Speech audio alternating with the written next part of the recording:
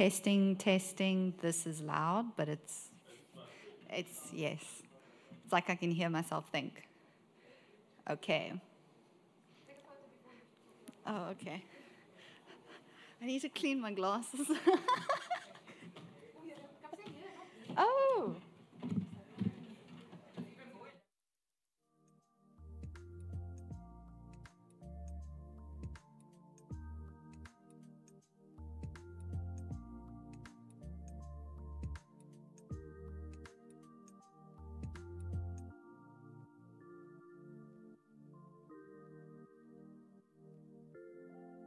The sound.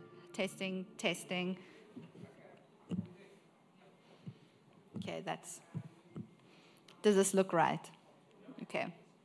And then I'll talk, and I'll talk, and I'll talk, and that's fine. Okay, thank you.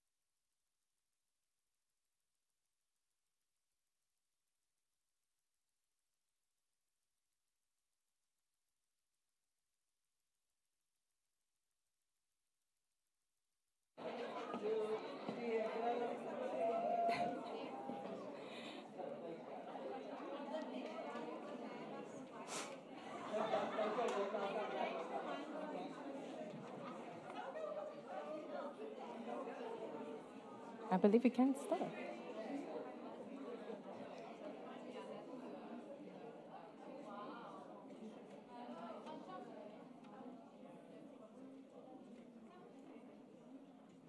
All right, I think I should start off by saying hello, Cape Town. Hello, indeed. Welcome to the Standard Bank Top Women Empower Her Conference. This one is the finale, and we are having it right here in Cape Town, so welcome to it. I think that deserves a huge round of applause. Oh, yes, indeed. And what better way to end the series by having it in August, which is Women's Month, in case you forgot, in case the men forgot, because they had all the sports. We had rugby, we had cricket, we had soccer, and I think they forgot that it's actually our month, all right? So Standard Bank didn't forget at all. So thank you, Standard Bank, for not forgetting that it is Women's Month, so we're here to celebrate that. Look, today is definitely going to be a very powerful conference that you are joining. And if it's your first time, well, welcome. If it's your second, third time, hey, love to see you once again. Like I said, it is a very, very powerful moment and a very powerful event as well. But we like to call this one a movement. It's not just an event, it is a movement. That's why people keep coming back every single time. Trust me, they do keep coming back. So today, like I said, it's going to be a celebration of the possibility and the purpose and the unstoppable spirit of women in business. You will witness on this stage powerful stories, incredible success, and the magic that happens when vision meets action. This stage will shine with the brilliance of the Western Cape's most fearless female entrepreneurs. And by the end of the day, one rising star will take a giant leap forward, securing their spot in the finals, representing Cape Town and standing a chance to win 100,000 Rand towards their business. I think that's a huge, that is a huge deal indeed. So, what's going to happen is that we have our finalists that are here today. They're going to get onto the stage. They're going to be pitching their businesses to our amazing judges. And like I said, one person is going to represent Cape Town in the finals at the Standard Bank Top Women Awards. All right, so we already have our winner for Joburg. We have our winner for Durban. And all we're looking for is our winner for Cape Town. I wonder who it is going to be. And before we actually get into it, I just want to see my finalists. Just a little wave. Let's see where you are. Hello. Let's give them a huge round of applause. Yes. I hope you're not nervous, but if you are, trust me, we've got a whole day together. We're going to make sure that, we defrost you along the way. And by the time you're on the stage, you would have known everybody. You would have seen their faces. You would have warmed up to everyone. So don't be nervous at all. All right, so thank you firstly. We just want to thank Standard Bank, which is our platinum partner, for believing in the power of women and making today possible. If it was not for Standard Bank, we wouldn't be here today. So huge round of applause to Standard Bank, our platinum partner.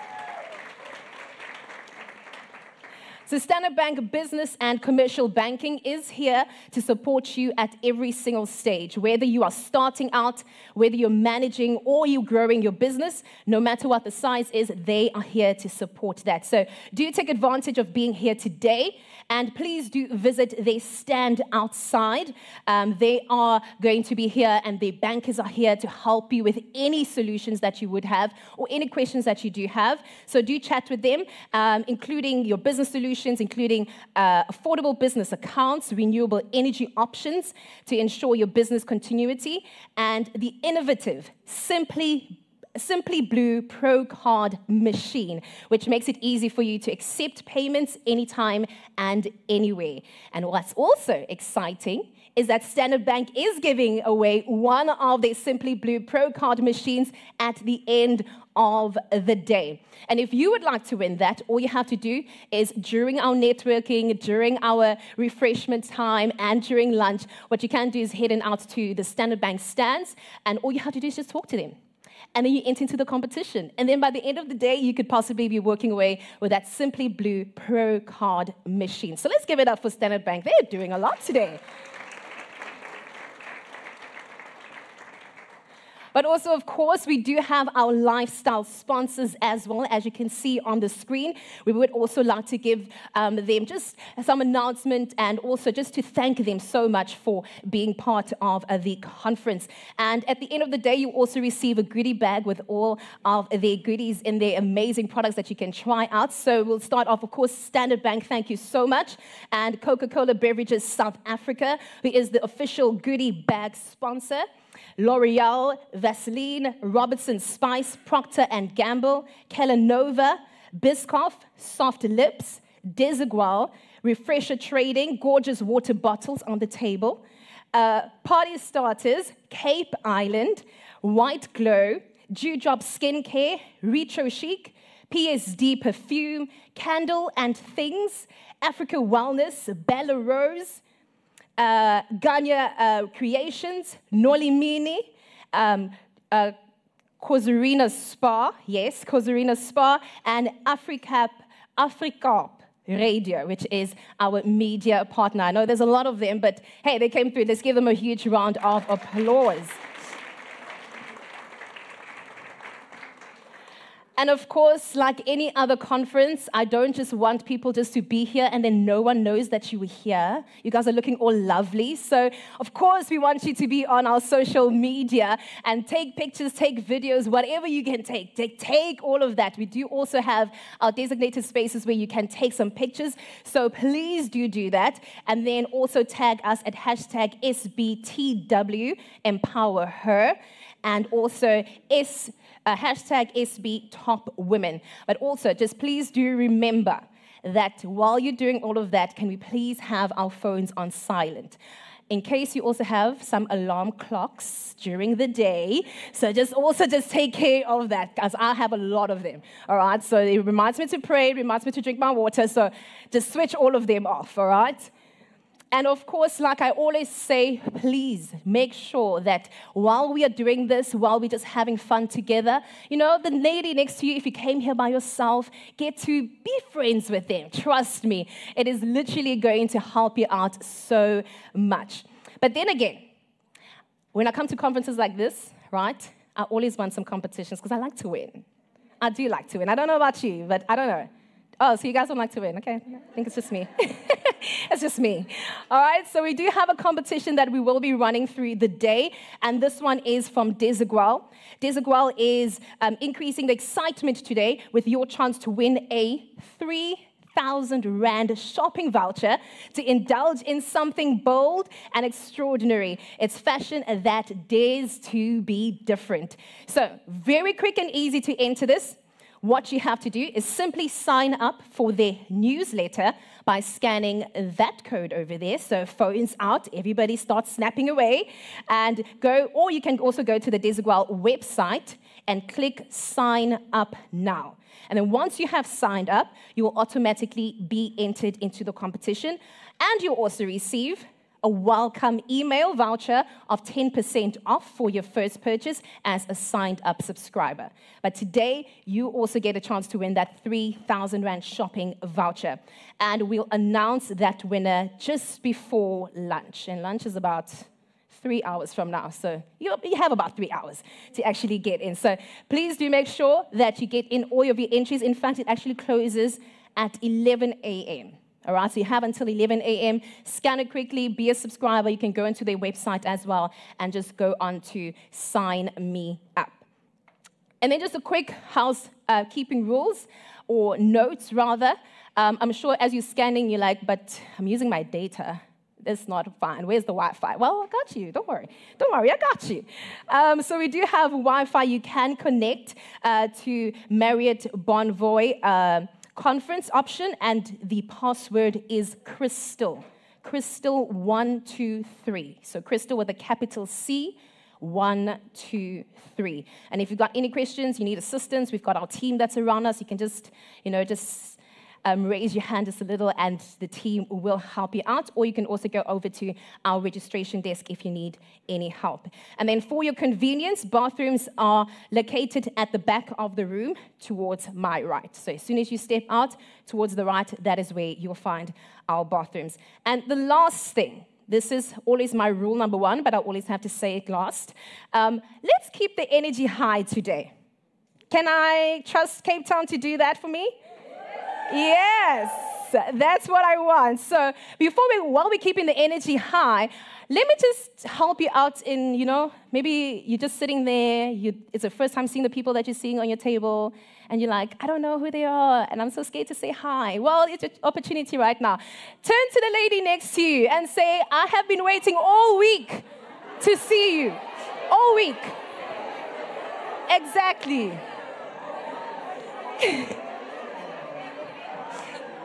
Yes. Well, I guess that's more than I waited to see you all week. I love it. Absolutely love it. Okay, Cape Town is doing it quite differently. All right, ladies, let's settle down. Let's settle down.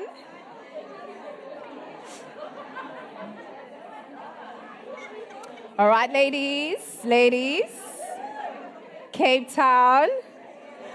I love the energy. Okay, I do absolutely love the energy, but okay, with time. No, I absolutely love it. All right, please help me in welcoming our very first speaker, which is the organizer's welcome address from Topco Media, who's put all of this all together. Please welcome Alexandra Kochube, who is the marketing manager. She is officially opening today's event, and I'm so happy to be seeing her on stage. It's her first time talking, so please be very nice to her. And she will be delivering the organizer's welcome on behalf of Topco Media's CEO, Ralph Fletcher, who is also in the house today, and the incredible Top Women family. And she is someone who lives and breathes the mission of this platform by creating spaces where women in business can rise and connect and thrive. And as marketing manager at Topco Media, she plays a very pivotal role in shaping the voice, the vision, and impact of the Top Women movement, ensuring that events like this are truly inspiring and empowering. Please welcome onto stage Alexandra Kochube.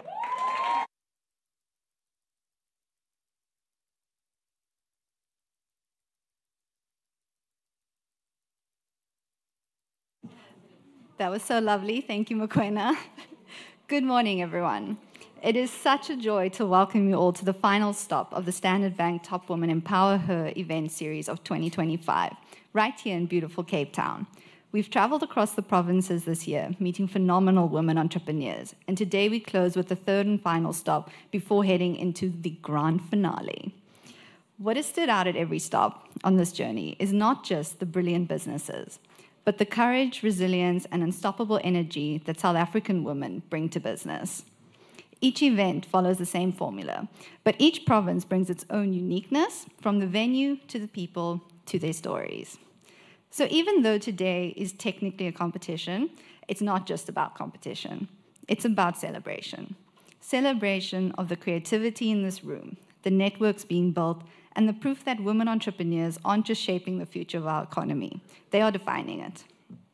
So on behalf of Topco Media and our proud sponsor, Standard Bank, I would like to thank you for being part of this momentous occasion with us.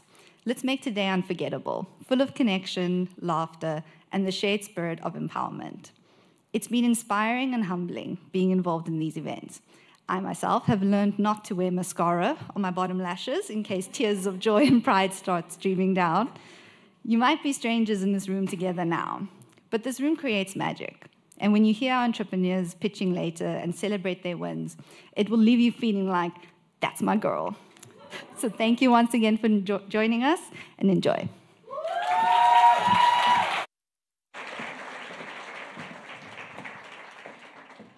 Thank you so much, Alexandra. Man, she is not lying at all. Trust me, the EmpowHer conference actually makes everything, or everyone rather, feel like family. So when we see our winners on social media, when we see them winning, we're always like, yes, that is definitely my girl. So we can't have a Standard Bank conference without having our sponsors just give us an address. So please help me in welcoming and introducing to stage the keynote address from Juanita Dolly, who is the head provincial and enterprise banking portfolio for Standard Bank. And she is a leader who embodies purpose, resilience, and empowerment. So delivering today's keynote address on behalf of Standard Bank is none other than Juanita Dolly, like I said, who is the head of Provincial Enterprise Banking. She has been with over 27 years of banking experience and led with heart and with vision, earning national recognition through awards such as the Leadership Excellence, National Innovation Champion, and Service Ambassador. Beyond the boardroom, Juanita inspires through mentorship, fitness, and her commitment to empowering others. Guided by the timeless wisdom, the best of people are those who are most beneficial to others. She truly embodies leadership with purpose. Please help me in welcoming onto stage Juanita Dolly.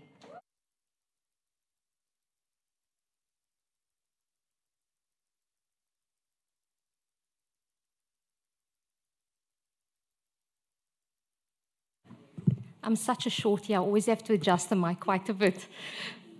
Good morning to all the phenomenal women in the room today. You all are women of purpose and women of possibility. August is such a special month where we celebrate the strength and the resilience of women across our nation. And the theme, amplifying growth, couldn't be a more fitting theme. We live in such a world that's filled with self-doubt, critic, shakes your confidence when you're scrolling on TikTok and social media. And the demands stretch us as females so thinly. But today, we gather here not just to be heard, but to be seen, to be celebrated, and to be reminded of the extraordinary power we as women hold when we rise. Allow me to share a piece of my own personal journey. I was just 30 years old when I was faced with a terrible tragedy. I suddenly lost my husband. And the shock and the grief was emotionally paralyzing for me. The noise of uncertainty and the pain that I felt was overwhelming. There were days that I didn't know where the next meal was going to come from. In an instant, I became a widow, and I became the sole parent of our two beautiful boys.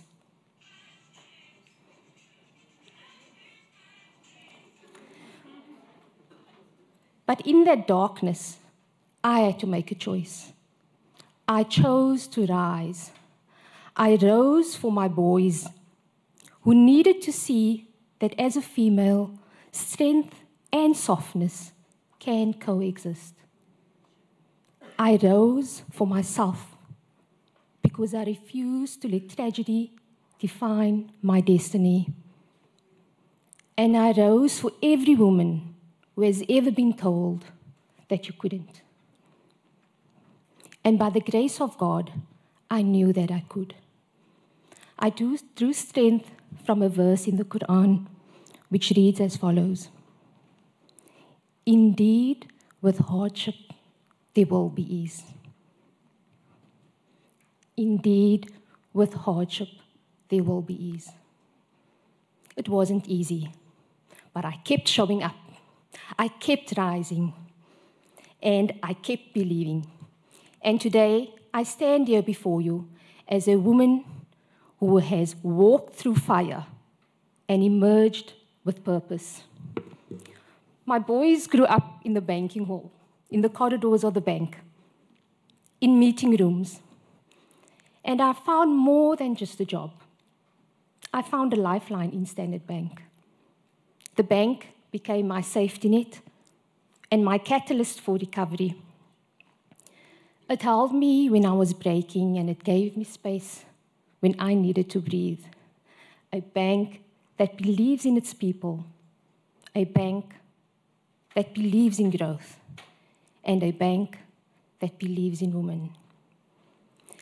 As we stand here today, always remember that the noise that you are facing, whether it's grief, whether it's self-doubt, whether it's fear of failure, fear of starting your own hustle, know that you are not the noise. You are the voice that rises above it. And as we set the scene for today, Standard Bank stands firm in its purpose, where we amplify growth by accelerating the potential of women for all of us to lead, to transform, and to thrive. We believe that women-owned SMEs are not just businesses. You are the engines of transformation. You create jobs. You uplift our communities. And that's why our support to you goes beyond banking. In one word, as Standard Bank, we are your catalyst. Your catalyst for growth, your catalyst for success, and a catalyst for every woman who ever dared to dream, to do, and to disrupt. So today, let's amplify each other. Let's amplify your stories. Let's amplify our strengths and our successes. Let's rise together, louder, bolder, and unshaken.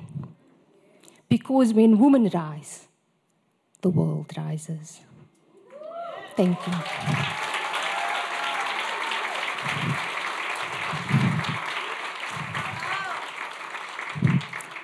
That concludes my welcome, and I hope that all of you enjoy the session. But before I move off stage, I just want to ask if there are any questions, anybody that'd like to ask us anything regarding banking, finance, access to finance. Please, now is your moment. I'll take some questions. Alexandra, this is the moment you spoke to me about earlier. So earlier today, as Alexandra and I chatted in the foyer, she said to me, please make it interactive. Let people talk. This is a conversation. It's not where we're just projecting our views. So things that are topical that I am aware of in terms of clients, and especially ladies that own businesses, is how do I get access to finance? That's the most topical question that we get as bankers.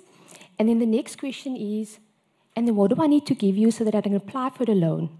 And there's nothing wrong with that. But get me a loan in the foyer, and I'm sure you'll ask for that. And then they ask you, okay, so now here's all the documents. Can I get a loan? What does the bank look at when we assess affordability and whether you can get a loan? So those are things that we'd like to uncover with you, and I'll just quickly cover that, if I may. Mokoena, are we good for time?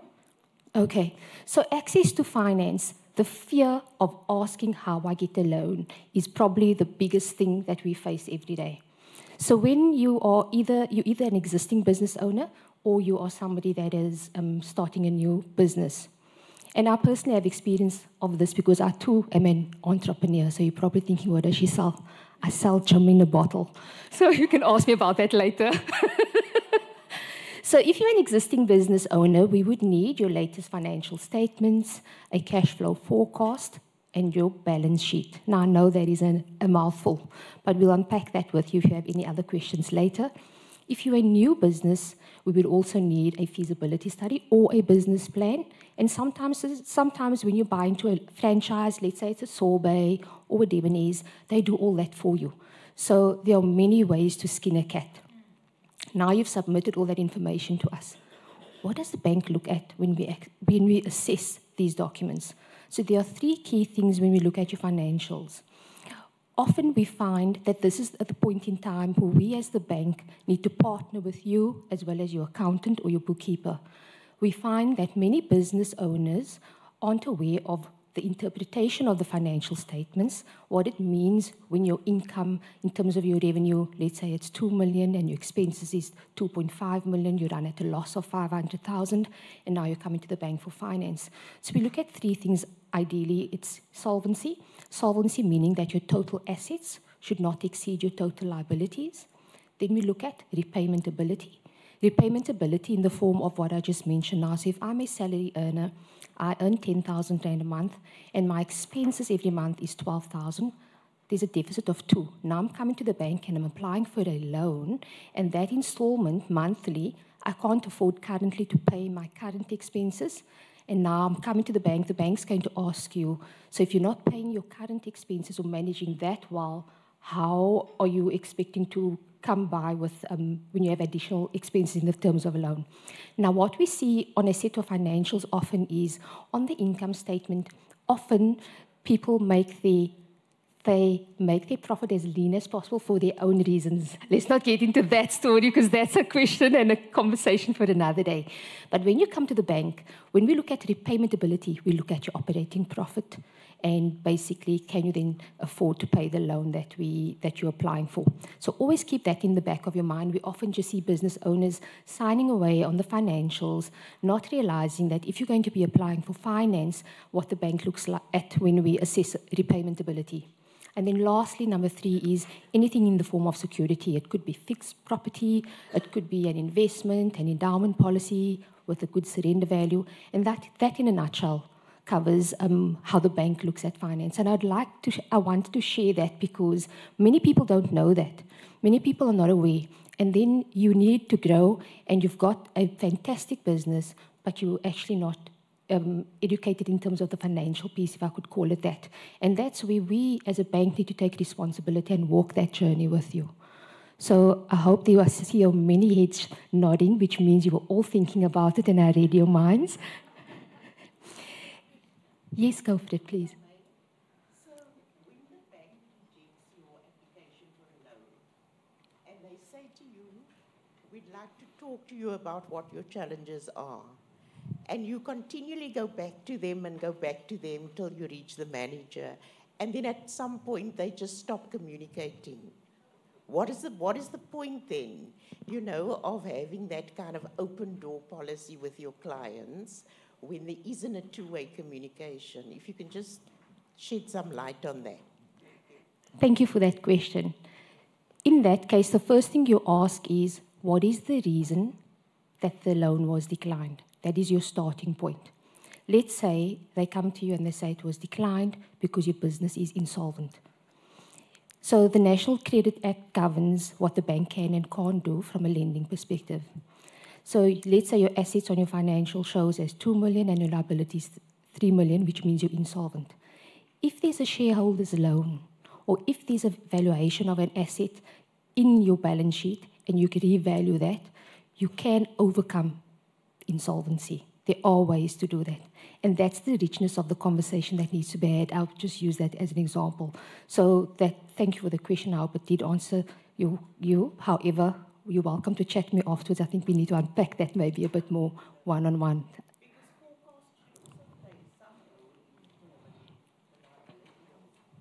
The business sustainability. Correct. The statement was that a forecast should also determine the viability of the business.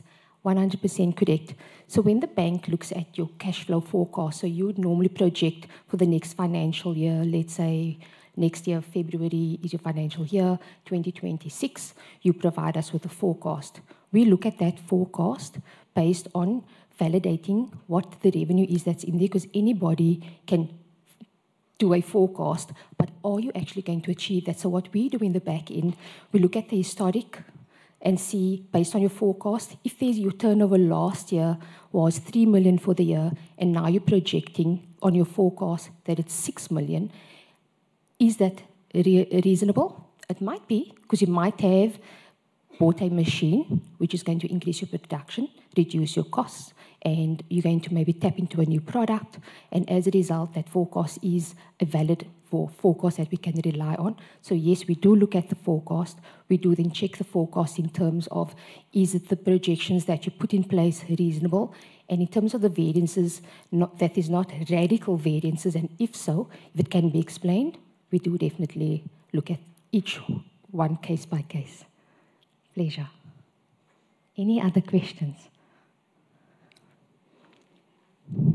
Yes.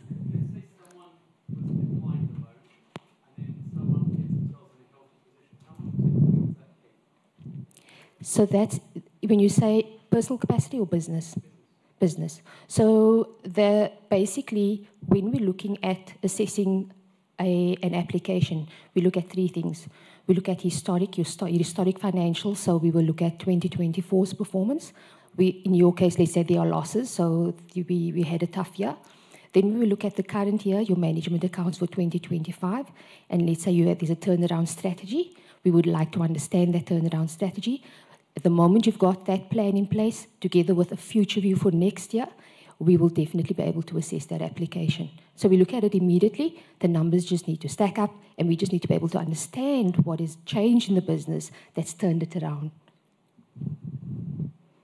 Thank you for that question. Another one on that, yes? Hi, I'm Adele. I'm from AKR Radio. I just wanted to ask a question in terms of, and I grew up in the era simpler, better, faster.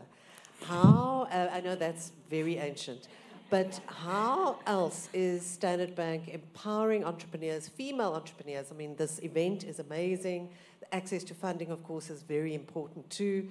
In which other creative and innovative ways are you supporting female entrepreneurs? I love that question, Adele. So two things are top of mind. The first is, I don't know if you remember, when Mokoena did the initial introduction, she mentioned a product called Simply Blue, and it's a card machine. It's not just a card machine. It's an online store. So I'm very passionate about that product. It's a card machine, yes. So you buy the device from us. You can either buy it as a once-off, or you can do a monthly rental. It comes with a dual SIM, so you don't have to stand at the market if you're selling a product, finding signal to receive a payment, because it has a backup SIM. You can also hotspot with that device, and then it has an online platform which allows you to upload all your products in a product catalog, and you then create an online store on your laptop for people to shop, and they do deliveries too. So please talk to the team that's here. If I can just ask our Simply Blue colleagues to stand. The Standard Bank, I saw a few of them in the room. Are you going to get on the outside? So there'll be, that is the one, Adele, the Simply Blue online store. And it's all incorporated, cost is all incorporated in the device. When you set up your own website, you pay approximately 20 to 30,000 just to set that up. There is no charge.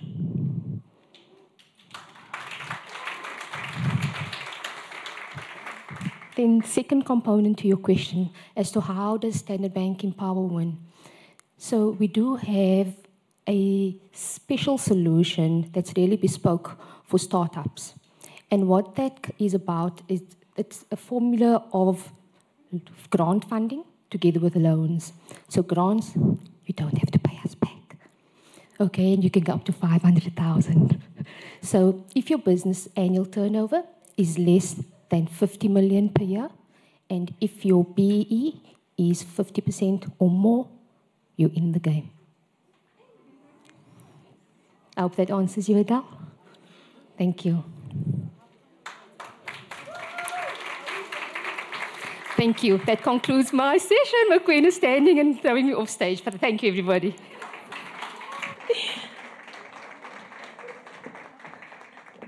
Let's give Conita a big round of applause. Thank you so much. And I believe there's still some more questions that you do have.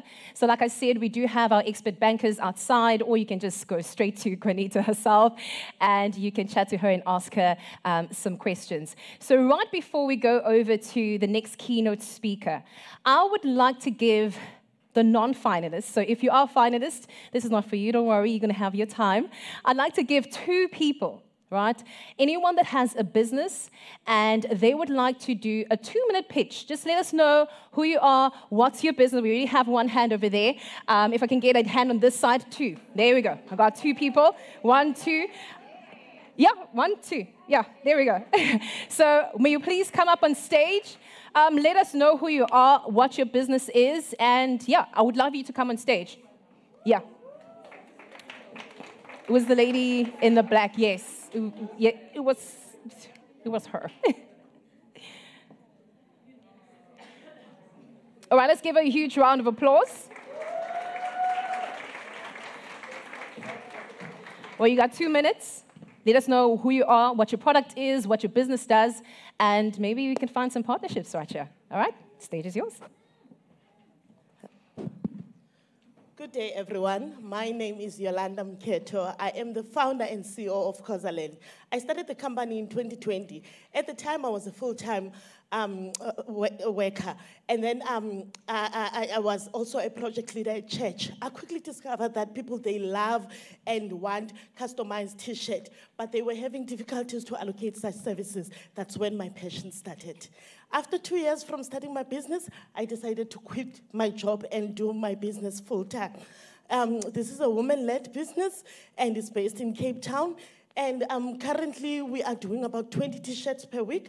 But if we could get an investment, we will be able to do 50 T-shirts per week. All right, thank you. And thank you very much. And my lady over there, don't worry, we'll have more opportunity just later on. Just want to start with 2 ladies. And just let us know who you are, what your business is, and how you can help. Good morning. My name is Jacqueline, and I have worked in corporate for 19 years, and then I was retrenched. That was about 2 years ago. I think I was depressed for 6 months. About a year after that, my 29-year-old son passed away. I think I was more depressed. Then this year, in January, my mother passed away, and I'm like, okay, what's happening? And so, you know, when you have adversity, you rise. And I loved this lady's speech. It just gave me so much confidence. I did my master's in leadership coaching. And so I had to do something, obviously, to get me out of this depressive state and also to build a future for myself. So I've started doing leadership coaching, and it's based on my experience about there is just a lack of leadership. We've got all the leadership books in the world, but is it helping? Is it really helping people? And so my niche is junior leadership, because I think if you're executive level, you should have done the work. Come on. If you're junior leadership, sometimes you're a data capturer and you're promoted to a supervisor and a team leader, but you were part of the team, maybe gossiping about the boss, and now you have to lead a team. So how do you transition from that? And so coaching is, I think as mothers, sometimes we give advice, but our children never listen. They don't follow the advice. And why? Because it's not their words. It's not their plan.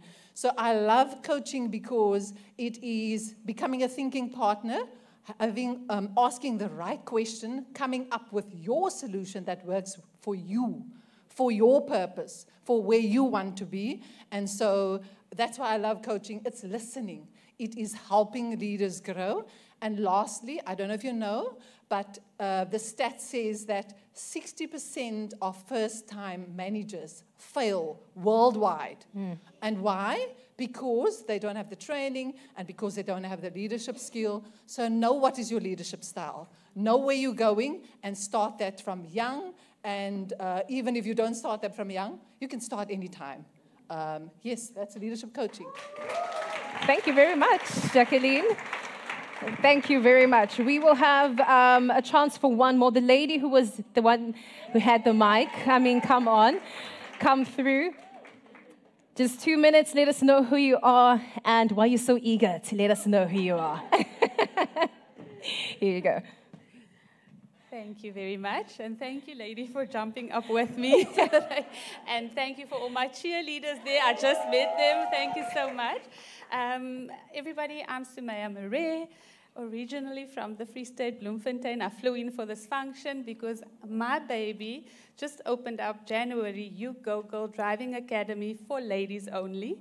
So it's instructed by a lady for a lady, and Cape Town never had that.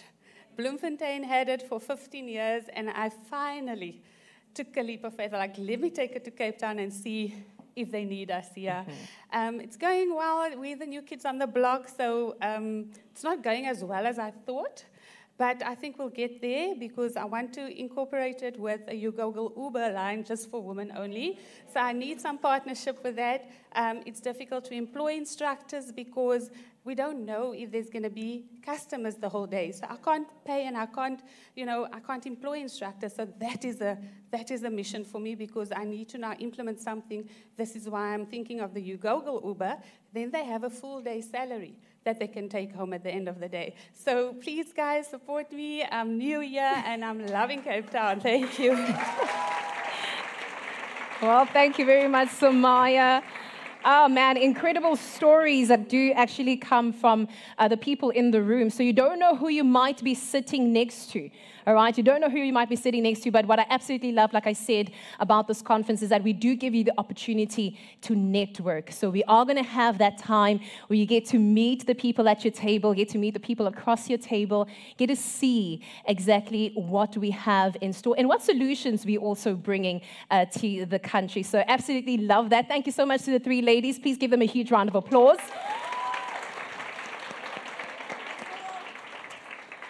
And now, ladies and gentlemen, and distinguished guests, all protocol observed, it is my honor to introduce our keynote speaker for this important occasion. As many of you know or may know, the Honorable Minister of Women, Youth and Persons with Disabilities, Ms. Sindisiwe Chikunga, was due to deliver the keynote address today. Unfortunately, due to health reasons, she is unable to be with us. So we do wish her a very speedy and full recovery. However, in her absence, we are privileged to be joined online by the Deputy Minister of the Women, Youth and Persons with Disabilities, Honorable Mapaseka Steve Litsike, who will deliver the keynote address on her behalf. So we're still trying to get her onto the Zoom call, and as soon as I have that, my team will let me know. And although she is joining us virtually, her presence and her contribution remain deeply valued. So ladies and gentlemen, as soon as we have it on, I just want to get an indication from my technical team that we are okay, we are for away. So please join me in warmly welcoming virtually the Honorable Deputy Minister Mapaseka Steve Litsike. Let's give her a huge round of applause.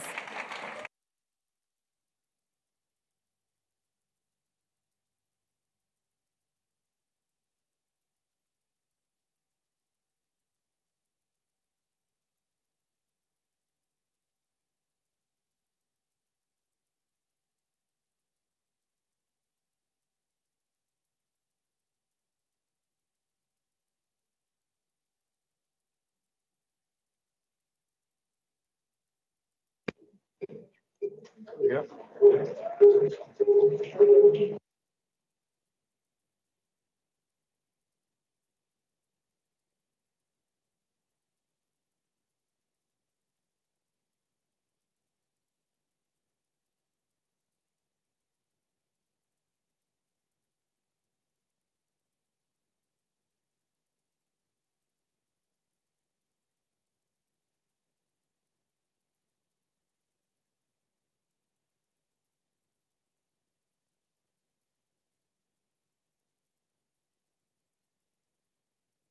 I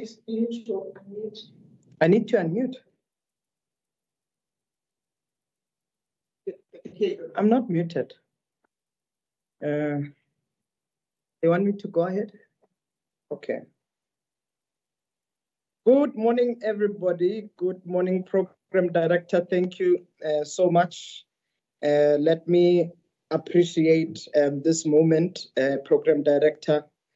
And let me also just send my greetings to representatives of Standard Bank, in particular, Ms. Dolly, Mr. Fletcher, and the leadership of Topco Media, esteemed guests and delegates, leaders from government, business, and civil society, women entrepreneurs and trailblazers, young visionaries and future leaders, distinguished guests. It is my pleasure to deliver this keynote on behalf of Honorable Minister of Women, Youth and Persons with Disability, Honorable Sindisiwe Chikunga, who would have loved to join you in person. And I also do apologize that I only get to address you virtually because of where I am currently. But I joined this gathering today at this session, the final stop of the Standard Bank Top Women EmpowHer Roadshow. Though this is just the closing leg of the journey, it is not an ending. It is the launchpad of new avenues, new ventures, collaboration, and of course, opportunities that will rise from this very same room. Let me begin by thanking Standard Bank and Topco Media for building platforms that do more than inspire. They activate. They spark possibility for women who are not just dreaming of economic participation, but daring to own, shape, and transform entire sectors. This gathering could not be more fitting, taking place in the heart of Women's Month. In South Africa, Women's Month is not symbolic, it is sacred.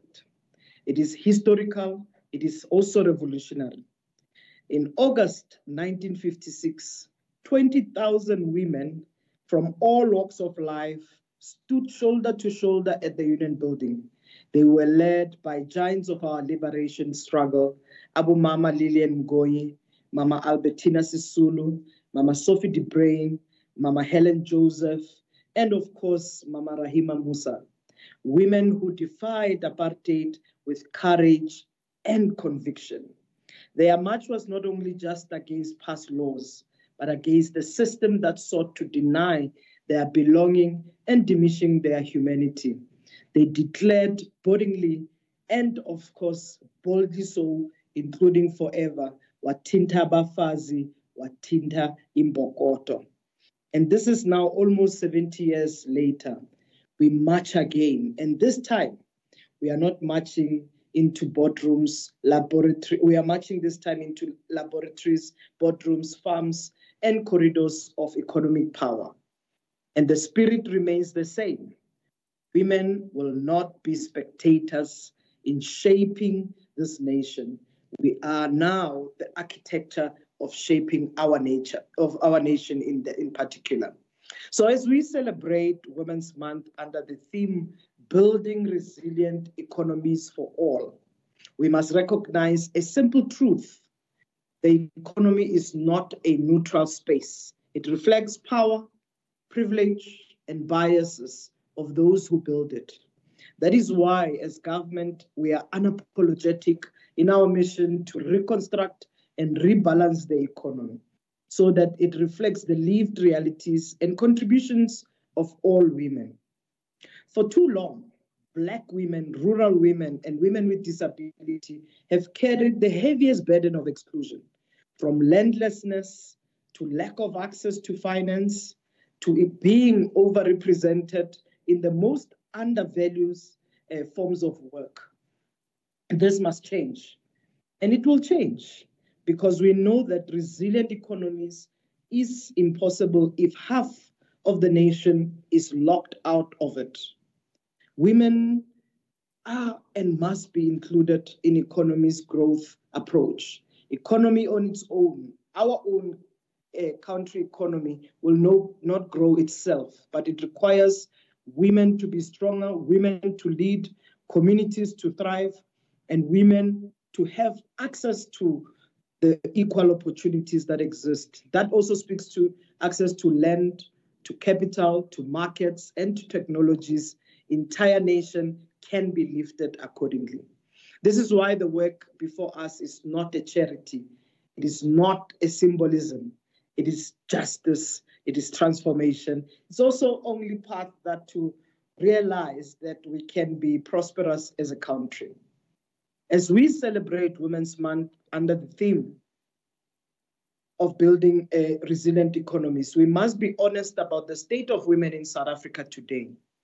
The numbers tell a story we cannot ignore.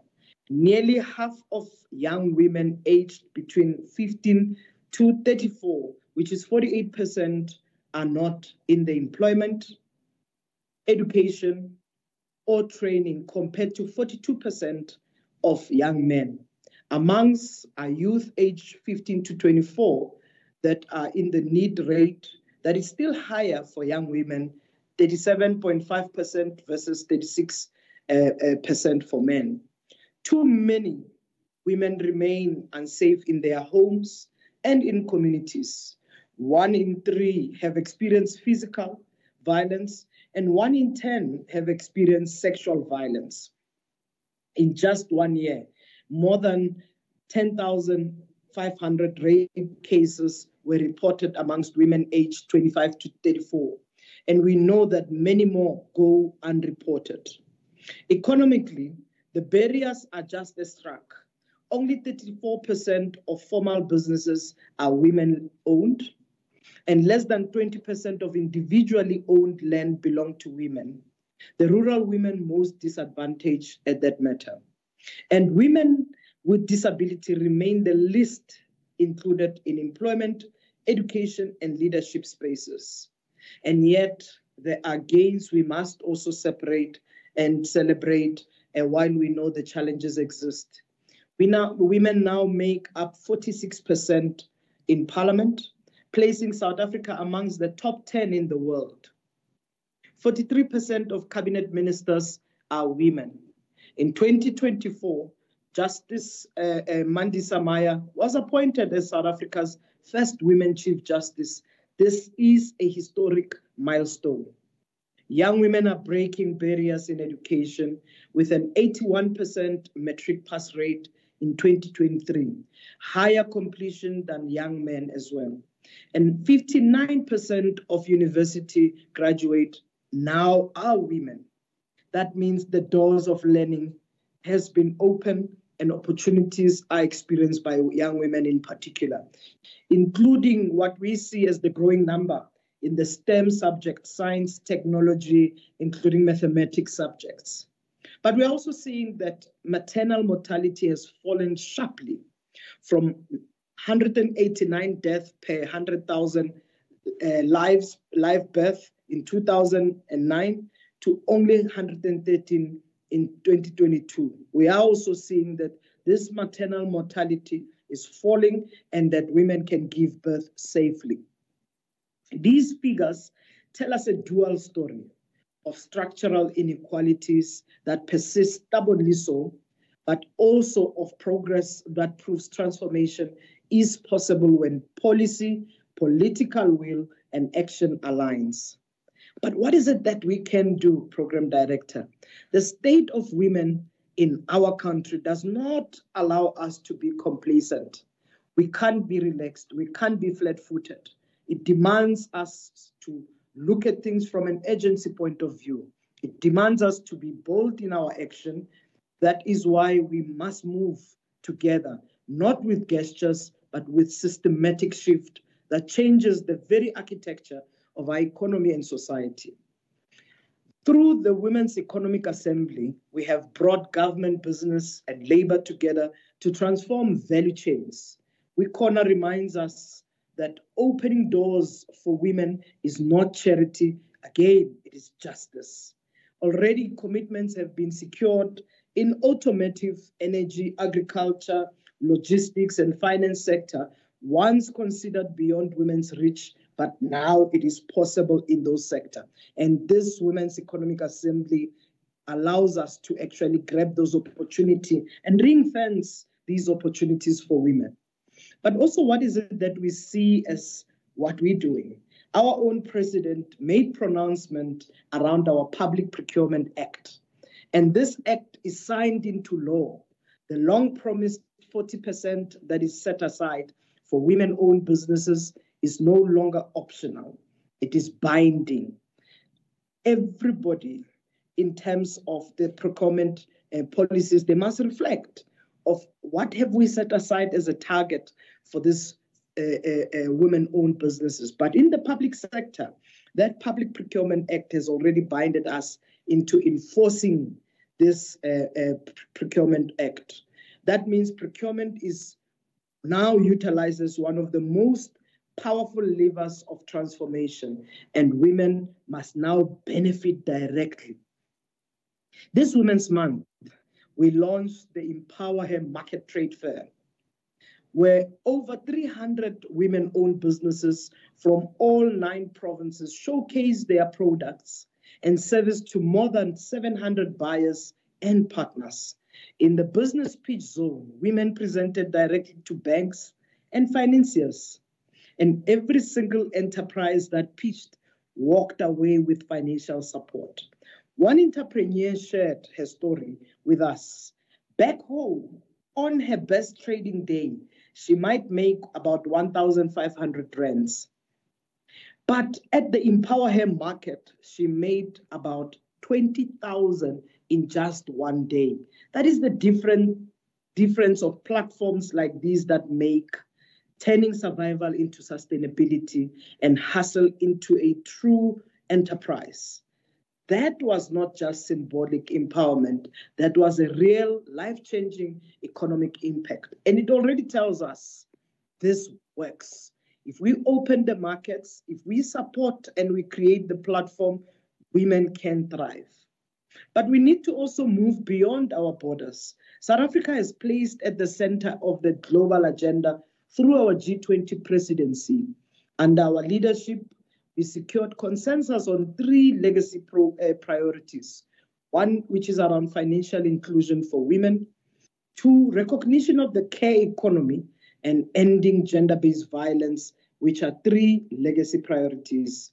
These are no longer seen as social issues. They are recognized globally as economic imperatives for resilient growth. And as soon, we will table again the Women's Empowerment and Gender Equality, which is known as the Wedge Bill. We will table this in Parliament.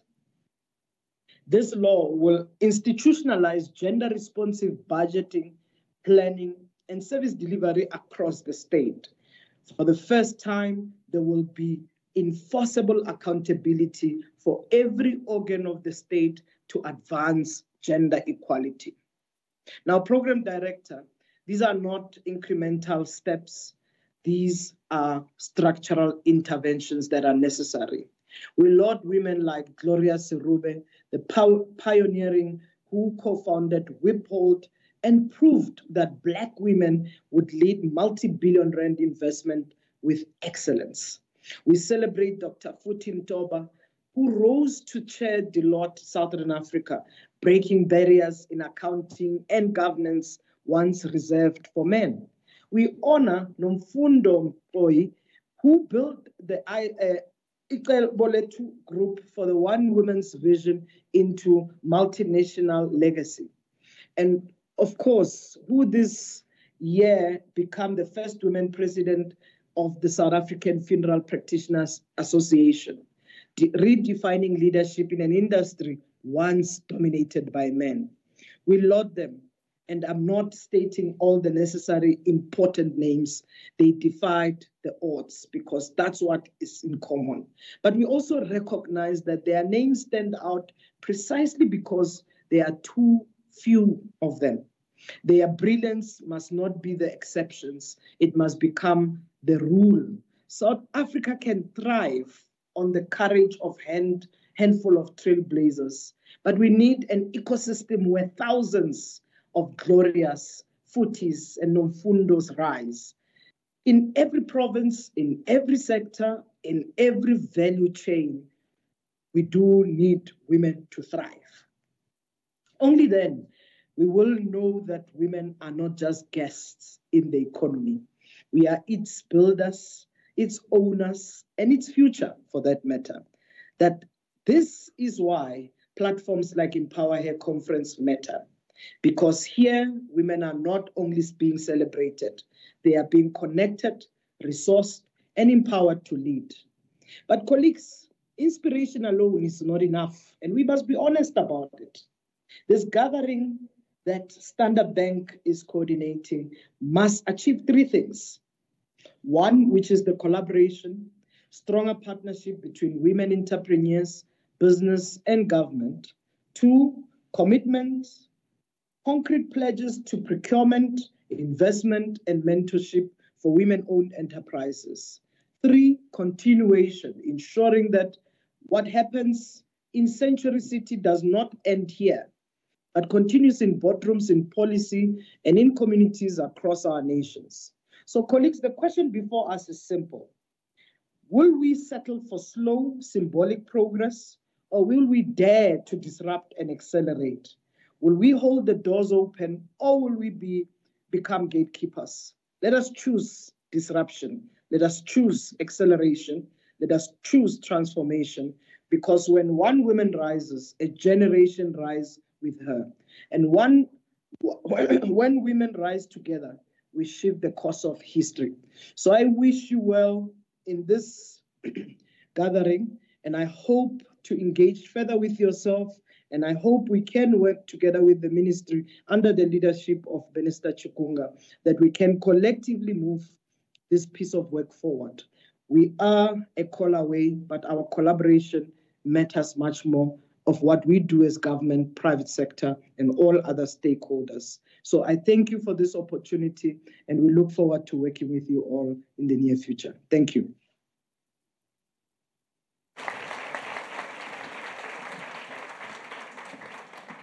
Well, what wise words from Honorable Mapaseka Litsike. I really think she said so much. And I hope you have been all taking notes. I also took notes for myself, just so that I can remember that, once again, this is not an event where we're just going to look pretty and just speak and look nice, take pictures and go home and not do anything about it. Because she mentioned a very important statistic. And I think it is something that we can actually take home and start to think about. She said there's a percentage of women between 15 years and 34 years old that don't have education, they don't have skills, and they also do not have jobs.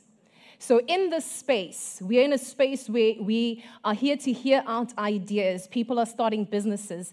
And we are here also, maybe if you don't have a business idea, you could come up with a business idea just by having a conversation with someone else.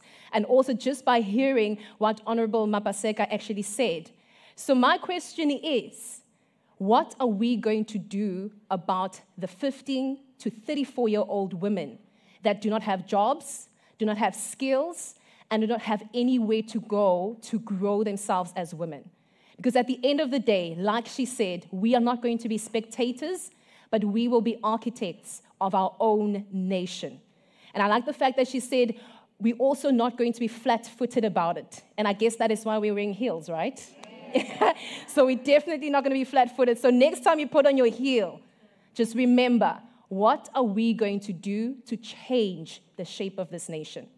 And it's women that understand women, so it's women that need to come up with the solution, right? Amen. All right, so for now, we're going to have just time for refreshments and some networking. So grab your tea, go to the bathroom, touch up on your makeup, do whatever you need to do, and I'll see you back here at 11 o'clock. Also, quick reminder, we do have that Desigual competition. Heading out to their website. I hope the QR code will just come up on the screen just one more time. If you haven't entered, enter into the competition and you could win a 3,000 Rand voucher from Desigual. Ladies, you may go.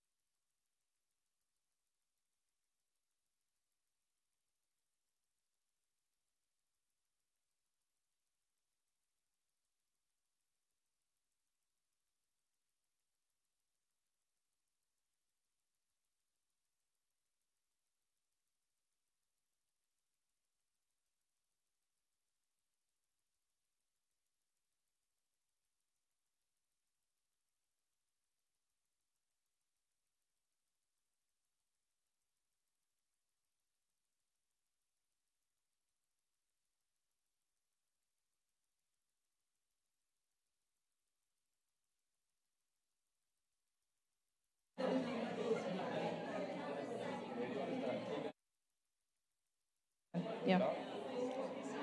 Ladies and gentlemen, we are about to start with our next segment of the event in the next 5 minutes. So please make your way to your seats and we'll start in 5 minutes.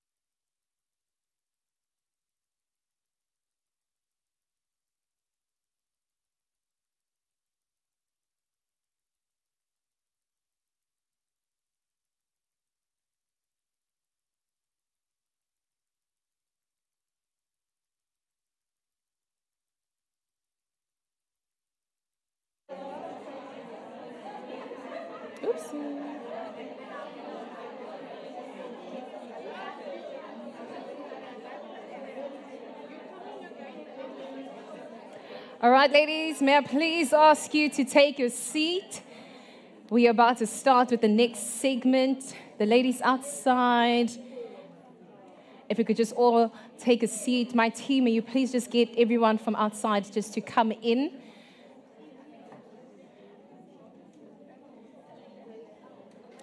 And as we wait for everyone else to join us, just a quick reminder on our social media, we'd like to see all of those posts, the videos, the pictures. Okay, let me just give you guys a little bit of a second just to settle down.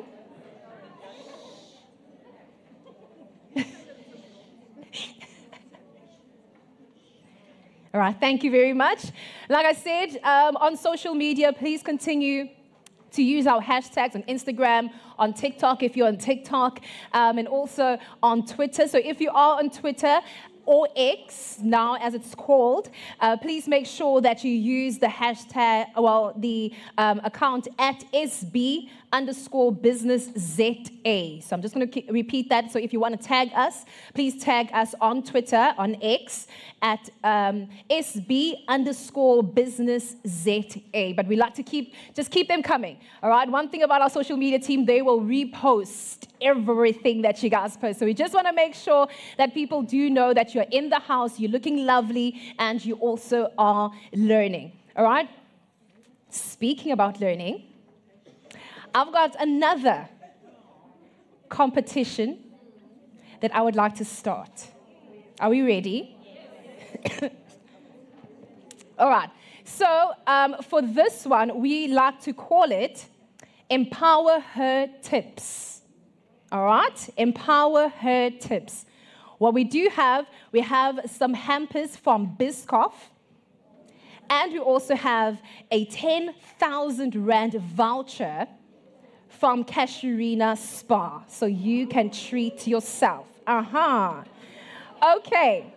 So here's how it's going to work, and I'm going to ask my team to please help me out on this, all right? So the first 3 guests, and here's how I'm going to do it. 1 from my right-hand side, 1 right here in the middle, and 1 from my left-hand side, all right? So 3 guests are going to come up, and what they will do is that they will have 30 seconds to share a personal or a professional tip that empowers women in business and in life. All right? So this is EmpowHer Tips. So you're going to give us a tip. Can be professional and it can be personal, and it has to empower women. So my 3 guests, anyone who would like to on this side? Yo, Jesus. Ooh, this is so tough. And I told my team, I was like, this is going to be so tough because everyone's going to raise their hands at the same time. But you saw me first. You saw me first.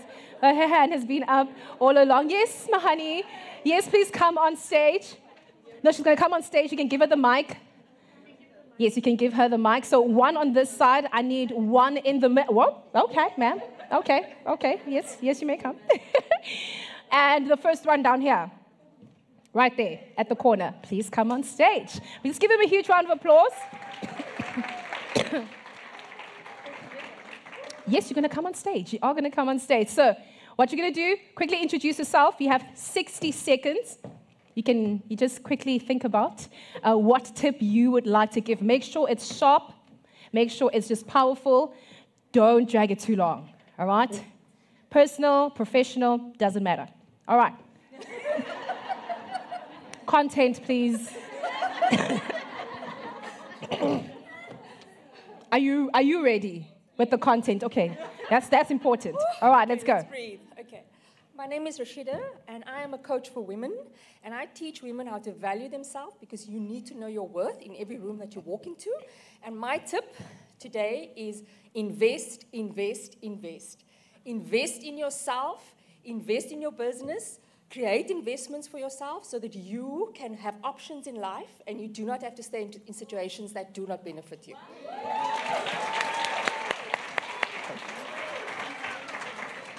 Hi everyone, I'm Michaela Roda.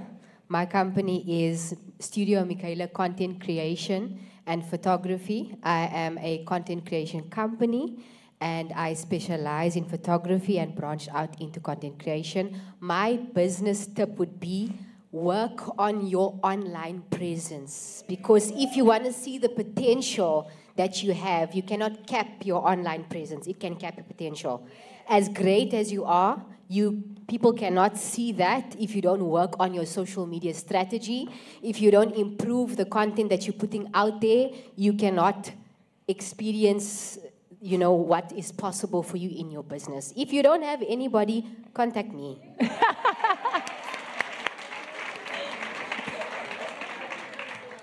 Good day, ladies. Thank you. My name is Shahida, and I am in tourism wellness. Tourism wellness. So I do wellness, but also tourism, okay? And my tip for all of us here today is, and this is of 16 years of experience being in the industry, that believe in yourself. That's the most important thing. You will get criticism, you will get despondent, you will want to give up. Believe in yourself, because it starts with you. If you do not believe in yourself, if you do not believe in your dreams and aspirations, then all the criticism and negativity that comes to you will make you fall. So it starts with you. Thank you, ladies. Amen. Thank you very much. Thank you so much, ladies. I'm going to ask my team just to hand over the... I don't know who's going to get the 10K. I don't know. It's not on me. At least it's not on me. All right, so we got those tips. Tip number 1. Invest, invest, invest. Tip number 2. Work on your social media and online presence. Tip number 3. Keynote speakers. Thank you very much.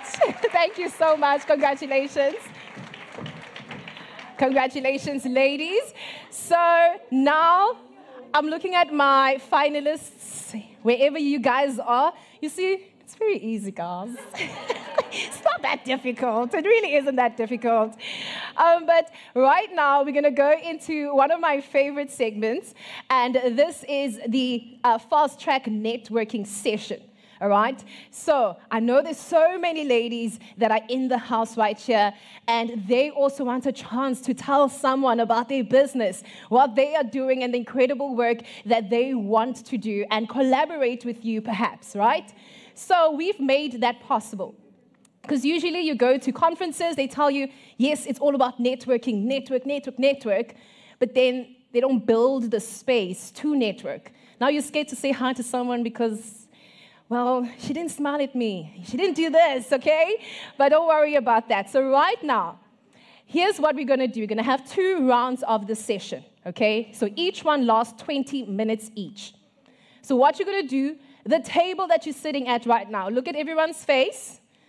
Look at everyone's face. You don't want to be sitting next to them. No, not in this round. No, not at all. You are going to switch, go to a different table, and you don't want to see the people that you just saw. You want to meet different ladies. And what you're going to do at each table is you're going to introduce yourself. You're going to tell the ladies at the table what you do. All right? You're going to exchange contacts, social media accounts. If you've got your business cards with you today, you're going to exchange with everyone right there. Because at the end of the day, what I've realized in spaces like these is that the moment you start speaking to someone, an idea sparks up. Oh, we can actually collaborate. Oh, I know someone that actually does the same thing and that you can work with. So it's spaces like these that actually create businesses and help them to be sustainable. All right? Do we got that? Capiche? All right, I'm going to ask my technical team just to give me a little timer so that I can also know that it's 20 minutes up, because I'm also going to join. I have to. All right, so once we hear this sound, if you guys can give me just a little sound, a little bell, any sound. Okay, there will be a sound. And you will hear the sound, and when you do hear the sound, that is time up. And then we're going to switch to the next table, and you're going to meet a different group of ladies. All right? We got that? Are we ready? I mean, Cape Town has already been talking to each other. It's okay. You guys got this. All right, so we're going to go into our first session, and then we'll go to the second session once you hear the sound. All right, let's go, ladies.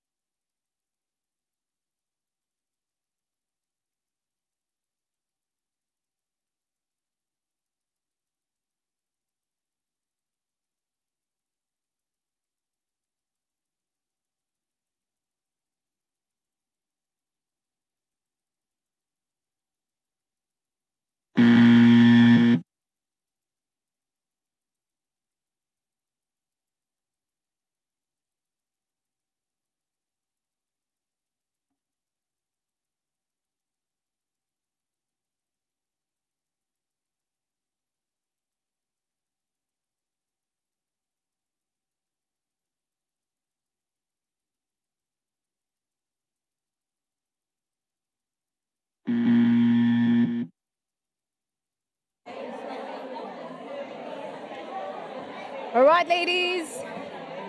Ding, ding, ding, ding, ding, ding, ding, ding. Ladies.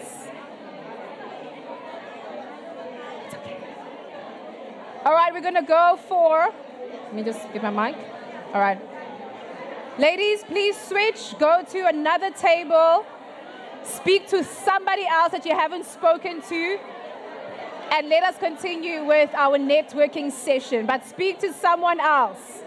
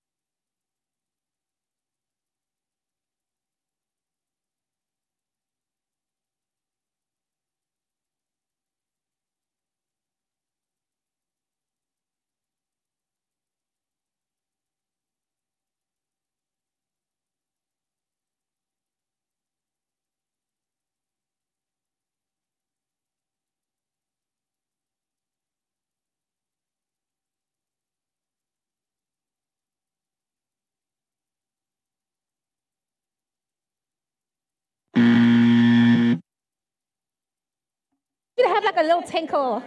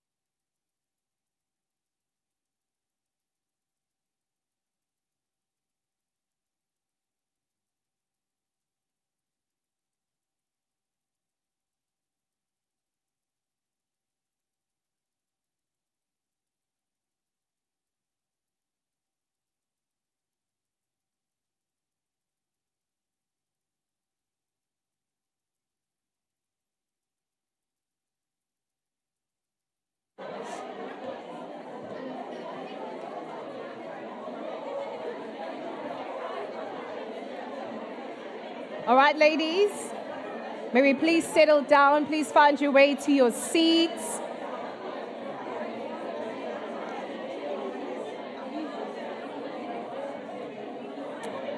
Ladies, please find your way to your seats so we can get to the next segment. Hello. Ladies chatting everywhere.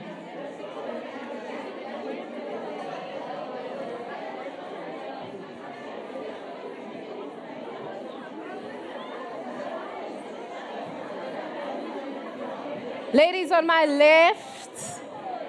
Hi, bon, it's time, guys. It's time. It's time for the next segment. Please find your way back to your seats. Thank you.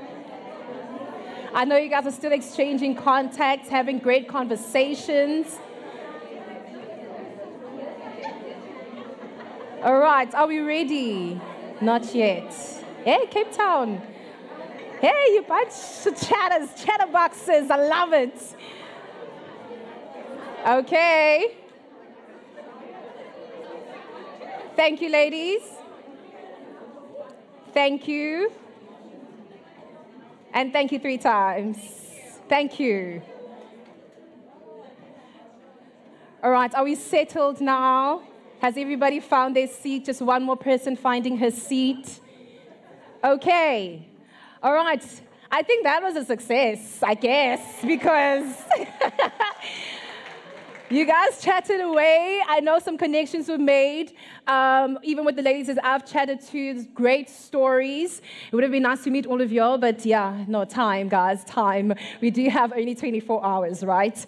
All right, so now we're going to get into the next segment of the conference, and we're going to have a fireside chat. All right, so I'm going to have a guest just come up on stage, and we will just, I'm just going to ask her some questions. Hopefully, we might have time for you to ask questions, but I don't know. We'll see. We'll see how it goes.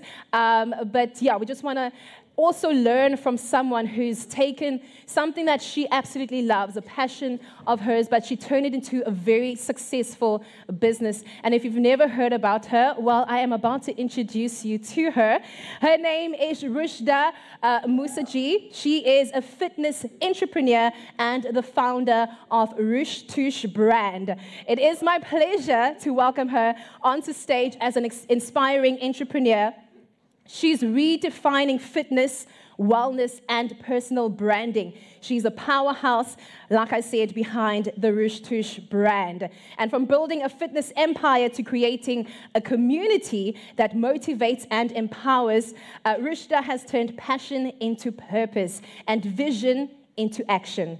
Her journey is a masterclass in resilience, creativity, and the entrepreneurial spirit, showing us all what's possible when determination meets innovation. So today she is joining us for a fireside chat to share her story behind Rush Tush and the lessons she's learned along the way and the insights that have helped her grow a thriving brand that makes waves in the fitness world. One of the tips that we had here was get your social media right. So she's going to show us exactly how to do that. Please welcome onto stage the founder of Rush Tush, Rushda Musaji. Thank you.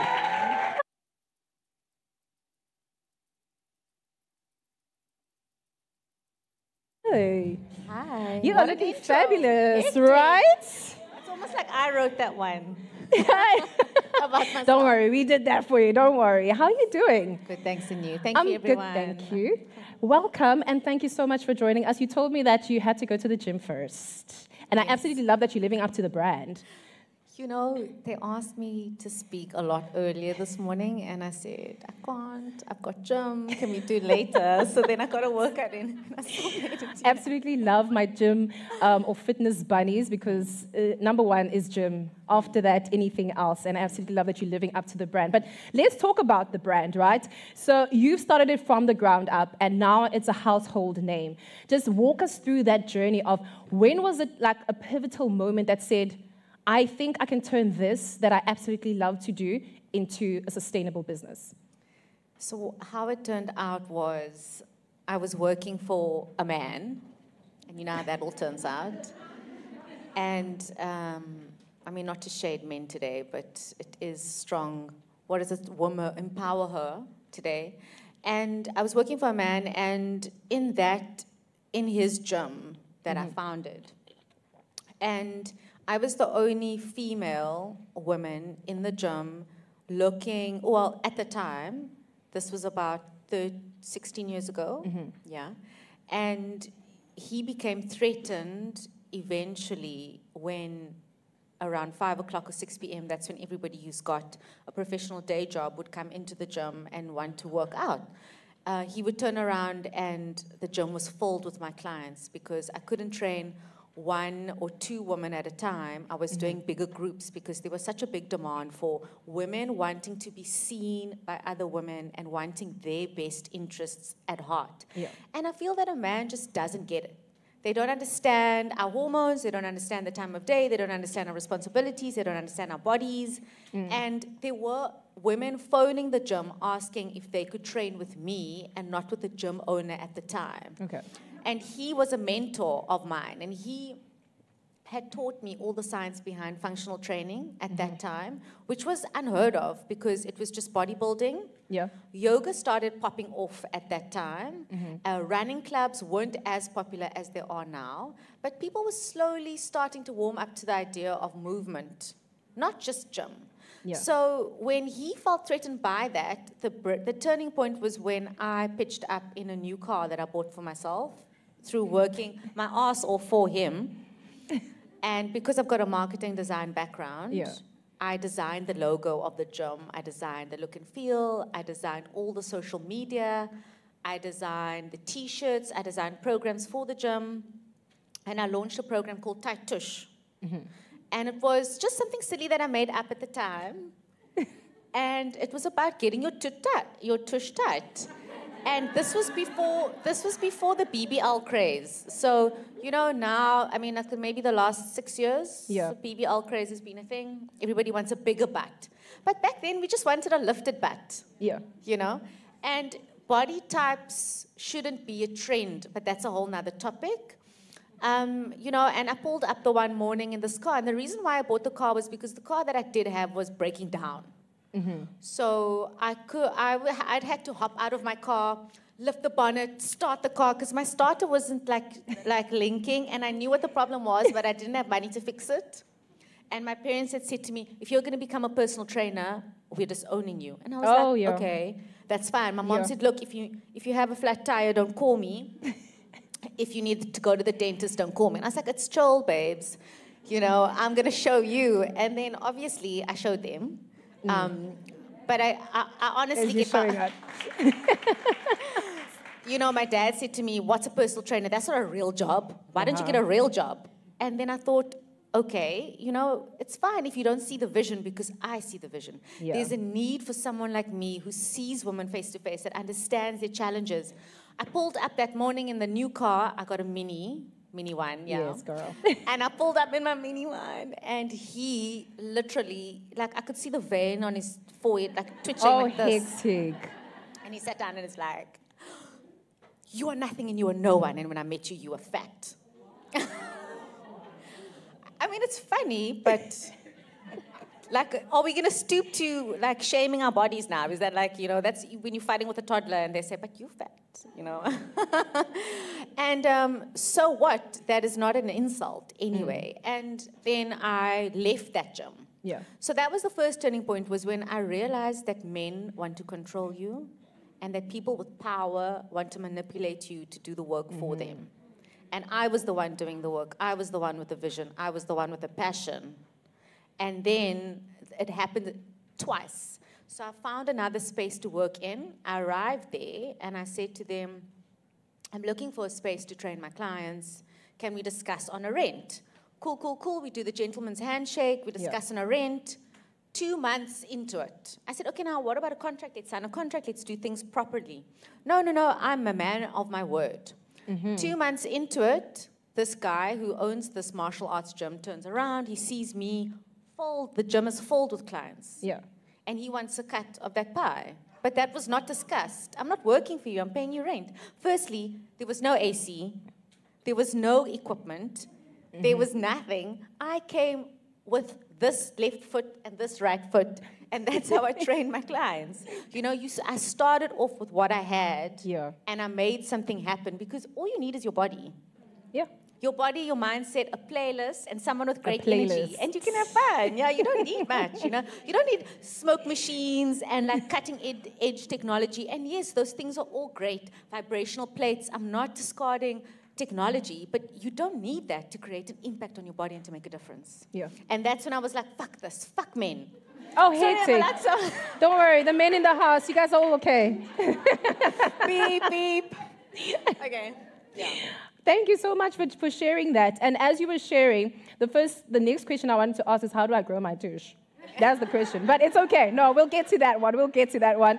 So now as you're getting into the space, so firstly, you're speaking about the fact that you are working for a man who was also your mentor, basically teaching you the fitness and the wellness industry and stuff, right? And we find a lot of times that even in that kind of industry, there's a lot of men that are in that. So now you are coming and you're saying, I'm starting my own thing. I don't care how competitive it is, right? So how do you then manage the challenges that then come with you now in the fitness and wellness space when it's this competitive, whether it's women or men?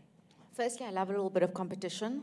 I think it keeps us on our toes, keeps us accountable. Secondly, I'm not a competitive person. Like I've never ever done a race. I've never done competitions. I'm so inwardly focused on what I'm trying to achieve and the impact that I can make and impart on at least one person today, that it's not a competition. You know, the route and the journey that you're walking on is different to mine. Yeah. So if we can take a step back and be compassionate and not make everything about us. This is not like for your ego. And I think that's what set me apart as a personal trainer, because men didn't have that. They coached women to be examples and proteges of what they could build. And in that, you would find a lot of women looking ways that they might not have enjoyed. So yes, lifting weights is great and building muscle is excellent. But when you start not being able to fit into your suit jackets, your dresses, and your clothes, and you're getting more muscular, you must understand that he's not training you for your body. Because what do you want? Unless you want a big butt, unless you want to pop off out of your jeans. And I mean, I have trained with many men coaches, and there was a stage where I couldn't even wear shoes because my feet got so big from being so muscular. Sure. So those things do happen. I think what's important is, why are you doing what you're doing? How much do you love what it is that you're doing? How passionate are you? Because on the rough days, on the tough days, on the days that things don't go as planned or turn into a successful idea, you still need to feel like this is my calling. Yeah. You know, and for me, it was my calling. I think nowadays we look online, we log onto the internet and we see, oh, if this is successful for this one, maybe I can do it and replicate that. But replication and being a copycat is not, or not necessarily copycat. We can all be inspired by other people. Yeah. You know, it's okay to be inspired. And as women, we're so multifaceted. We're so diverse. We love fashion. We love hair. We like, we like fitness. We like baking. We like cooking. So you can basically do anything from a hairline to shoes. It all depends on your resources and how passionate you are at that specific thing. Just because something works for someone else doesn't mean it's going to work for you. Or it's going to be as easy. And that's why I say passion foremost, and understanding why you're doing what you're doing. Like, what is the reason? Is this about your ego? Or is it about the lives that you can change and the lives that you can help or service? I love that. And speaking on, touching on the online presence, right? You have been able to build a community. Not a lot of people are able to build communities from their social media. How have you done that? And what advice would you give someone right here who's like, I want people to know about my product, I want them to know about my business and service, but then how do I build a community online? I think that is so tricky to answer because nowadays anybody can have a platform and share their story. Nowadays anybody can go online and say, oh, I didn't like that product, and that they are entitled to share that and share that negativity. Back in the day before social media, if you had a baking business at home, you would bake cookies, and then you would, your customer would come and collect the cookies, and they would have that interaction with you. They would connect with your business, your brand, and what you stood for. They would eat the cookie, they would enjoy it, and then they would share it with their friends and family. Yeah. Everybody would ask, oh my God, where did you get this? And that was the first point of contact of sharing your service, your business, your passion, your brand. If you're really good at something, then you're good at something. You can't deny that. People are going to see through that. So they see through it on social media. You've got to take it back. I think we're so consumed and overwhelmed with everything that's online that we don't realize, how did you make that person feel when you met them? How did they feel when they ate that biscuit, when they interacted with you, whether it's honey, whether it's hair product? I think that social media can really steer you in the wrong direction, to be honest. Yeah. And you need that. I know there's a buzzword, authenticity. Yes. Yes. It's all How of our to remain questions authentic. today. Yeah, authenticity. And everybody's craving that, but people are not realizing that it's your intention that follows through into your product, your service. And to grow a brand, you obviously have to start conversation. True. And when you start conversation, you have to listen to what the other person is saying. You don't start a conversation just so that you can speak, or just so you can speak over someone else. And I think with me, while I know a part of it is understanding what women's problems are, what their challenges are. You're saying you want to have a bigger butt. Yes, thanks. So you're feeling, but there's nothing wrong with your butt to start off with. Yeah. But what are the challenges? What are the problems? What are the things that you're facing with? And offer the solutions to women, solutions that we can implement today. It doesn't have to be radical. It doesn't have to be... You have to meet someone on their level as that sister standing beside them. Yeah. Giving them a little bit of advice. Yeah. And I think that's a good way to start to approach a woman's brand, at least. Okay. And we're all women here, so. Yeah, I mean. Top tip. Exact top tip, guys. Just keep that in mind. So now, when it comes to entrepreneurship, right, a lot of women feel quite hesitant into going into entrepreneurship because it's such a lonely road. And like you said, your dad was like, what is a fitness instructor? Or whatever it might be for you, like, what do you mean you can start a business? So what would you say to women that feel like, I don't have the resources, I don't have the finance, I don't know what I'm doing, but I've got a great idea though? So what would you say to them then? Yeah, they were saying there was this fear. Show me a man that's ever had fear to start anything. Never. So why do we as women feel like we are fearing things that are not even in existence yet? We're creating our own problems, and it's up to us to stop holding ourselves back. Yeah. I will always throw in a little nugget of saying, do some therapy. Work on what's holding you back. Work on what your aunt told you when you were little that's stuck in the back of your mind and you're not even sure of it. What did your parents tell you? You have to fix your mindset first. Yeah.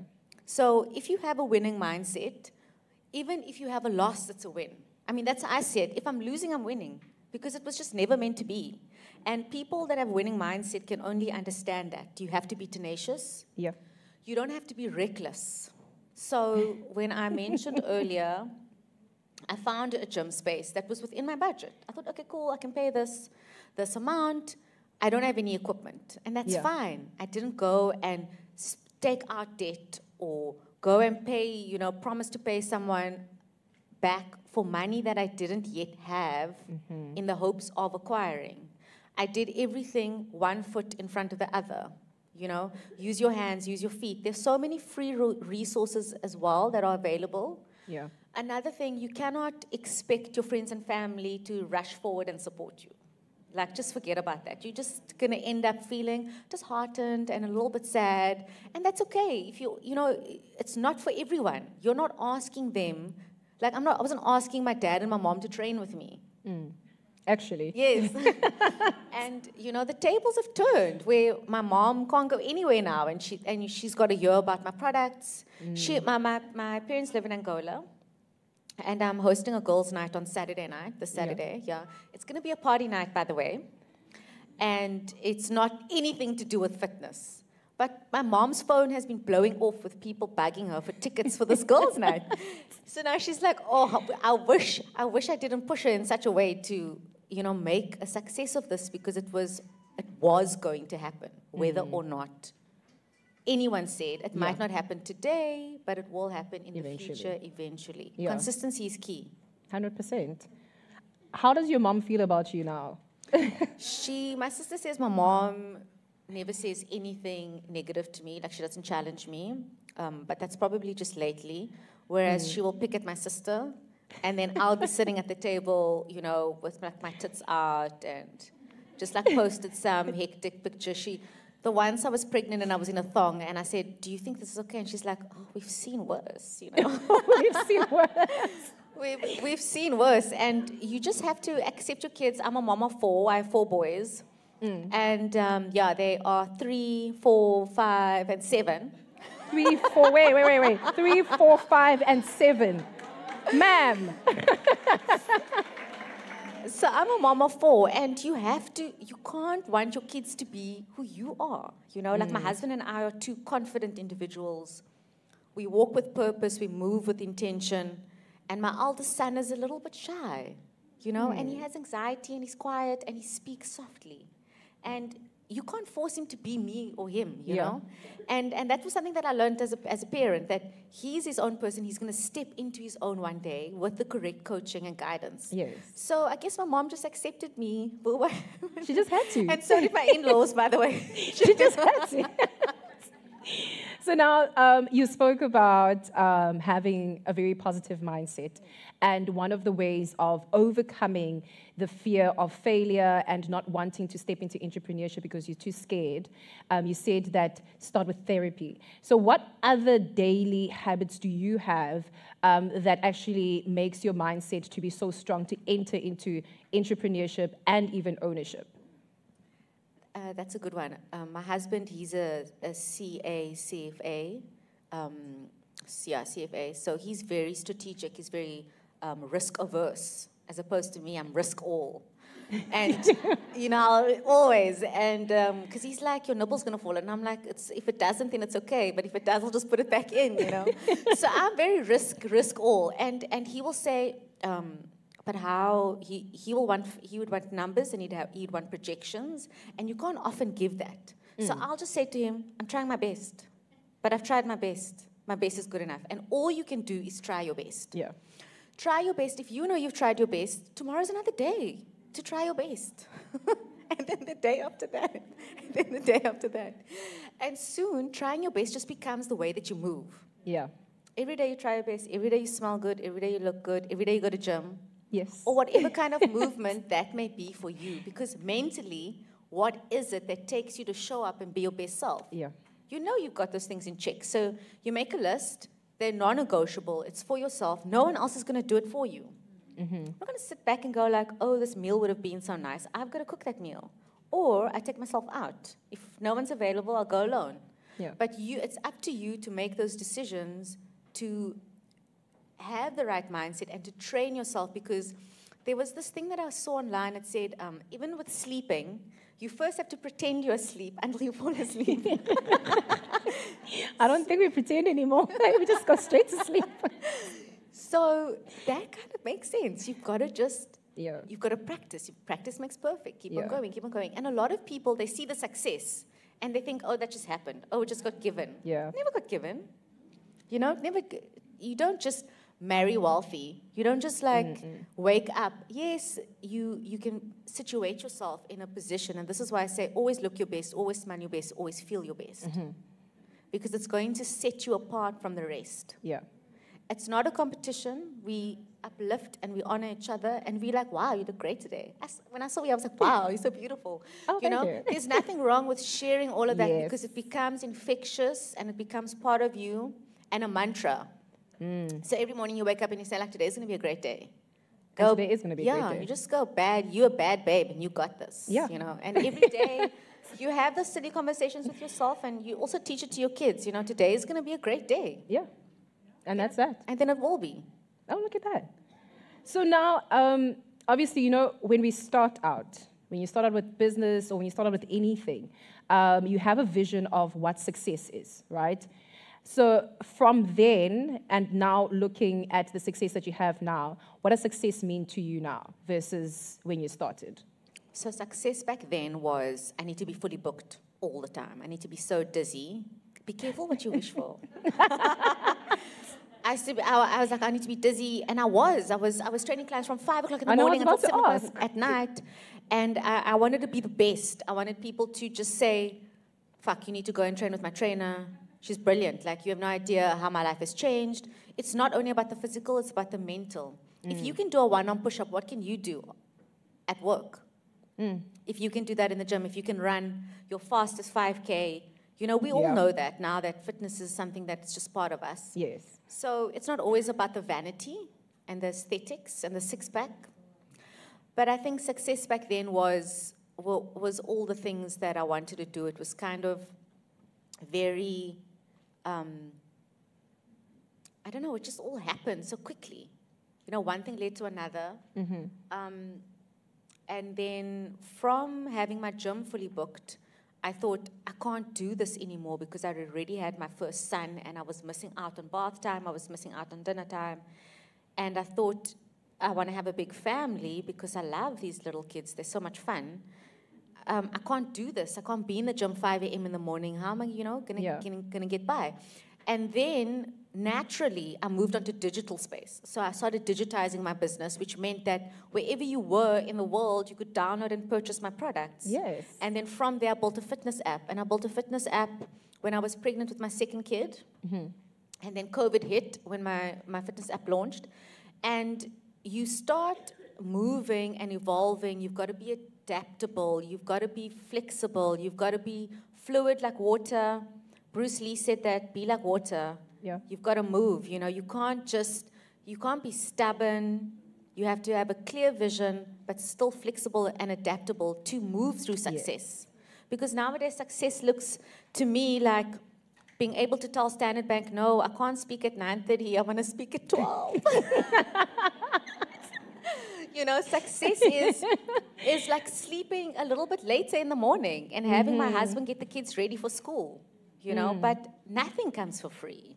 Yeah, 100%. Nothing comes for free. I pay for that price. You know? You had to. Yeah, I You had had to. You had to buy your time back. Yes. So now, just closing off, Rouge Touche is such a huge success. And now you've got the app. Like you said, anyone in the world could literally just get onto their phone, get into their laptop, and exercise with you, right? So now, where do you see Rouge Touche going in 5 to 10 years? And what kind of legacy would you want to leave for women? So at the moment, I've got an e-commerce global platform as well, where you can shop my actual products. I am in some of the retailers, some of the local South African retailers. I still like to enjoy and keep my business exclusively on my website. Okay. Thirdly, fitness and wellness, women's wellness, is not a trend. You know, we are around from birth. to prepping or, teenage years. Yes. Then trying to manage our less active movement when we're studying and our first few years of work. Then you want to get ready for your wedding. So now you've got to now undo all of the bad habits that you did while you were partying. And, and when you had your first few paychecks, you spent it on eating out and who knows what all.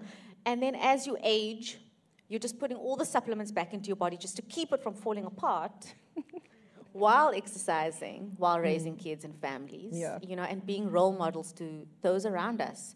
So fitness is there's not a start nor an end. After this, there's going to be perimenopause, night sweats, hot flashes, cortisol belly, the list goes on, and then after that, there'll be aging. So the brand is going to evolve as we grow as women. We don't die at 30. Like, what is that? No. So it's forever. We don't die at 40. I'm 40, by the way. Oh, hey, we don't die at 40. We don't die at 50. So we need someone who's going to hold our hand and take us through it. Amen. And I like that. I absolutely like that. So my very last question, right? Usually I go to the gym. So I'm sorry, this is a personal question. It's going to help you guys out. Don't worry, it's going to help everyone out. So usually when we exercise, and like you said right in the beginning, when a man teaches you or trains you, rather they train you not understanding a woman's body. And you say we do go to different phases, and some of those phases are my periods. And I want to go to the gym still. How do you still keep going to the gym while you're on your periods or while you're just going through something in your body? So physical symptoms of period as well as PMS, it really is draining on the body. You must remember there's high blood volume. Your actual body temperature is higher during your period as well. So you'll notice that you're feeling a lot more hot, easier. You are losing blood. I don't understand why women don't think this is a serious thing. So relax. Take a day off. Taking one day off is not going to derail everything. So what I've created is, and I actually want to work on a product, I want to work on a period and a PMS chocolate. So if there are any chocolate manufacturers out there, holla. I'll eat it. I'll be the first to eat it.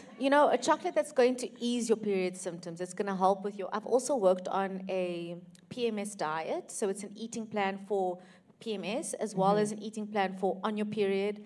Eating certain leaves that's going to help with the bloating, with the cramping, with the night sweats, with the acne. There's so many mood calming. It's about calming the system and just getting you back to feeling a little bit better.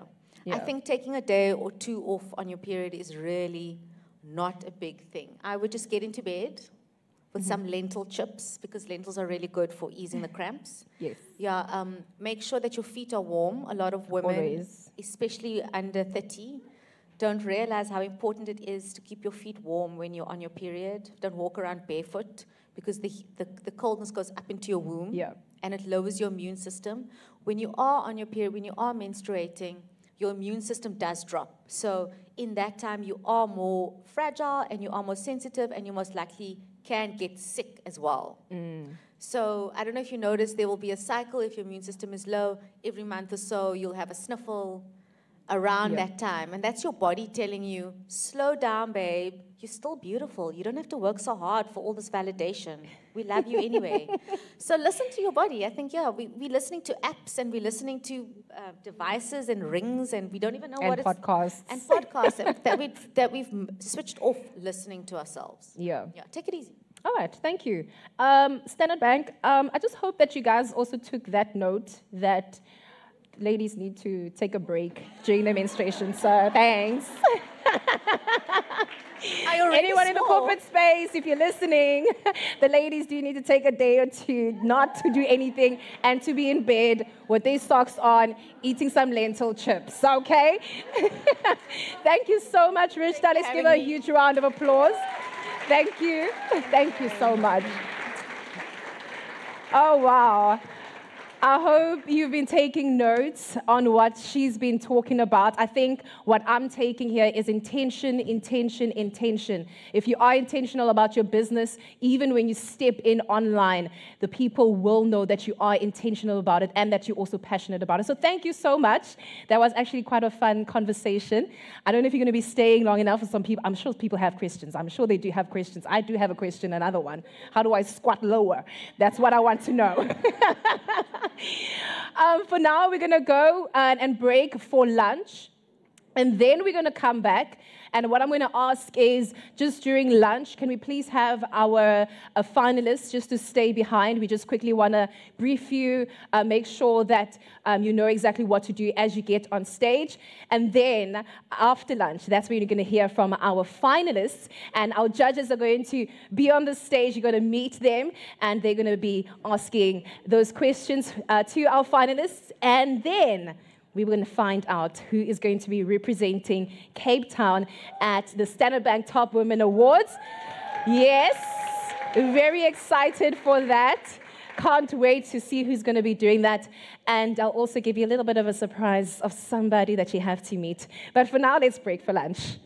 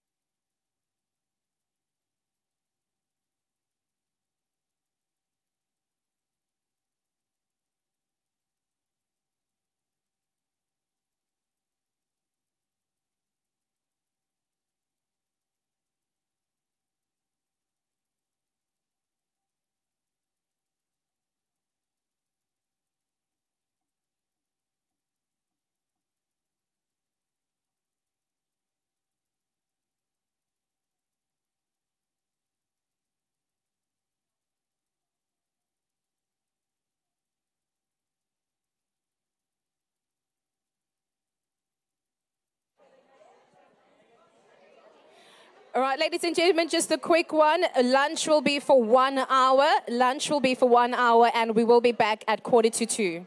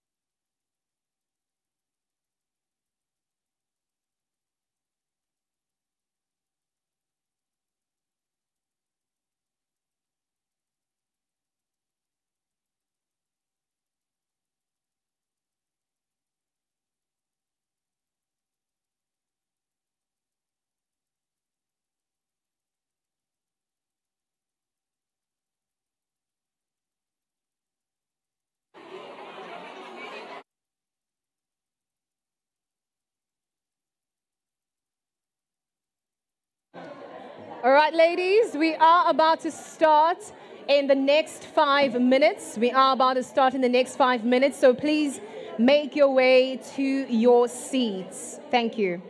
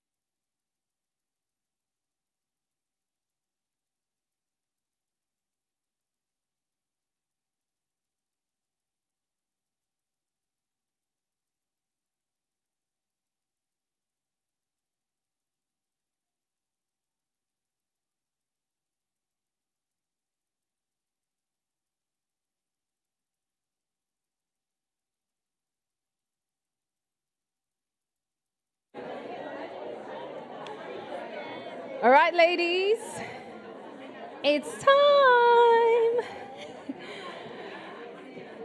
All right, may I please ask everyone to please grab their seats. We are about to start with the moment we all have been waiting for. The big reason why we are here to hear from our finalists. And they are going to pitch, yes, they are going to pitch their businesses on stage. But before we could do that, quick reminder, social media, tag us, use the hashtags. We love to see all of your content and how you are enjoying the conference because, guys, you can't enjoy you can't say you're not enjoying if you're not having candy floss. If you're actually having candy floss, I had the biggest candy floss and I'm so happy. Just one more thing, if Standard Bank jumping castle, guys. Just the jumping castle. Just one thing that you guys could add. But, oh man, I'm just so glad that everyone is having fun and that we are all seeing it on social media. So keep on posting.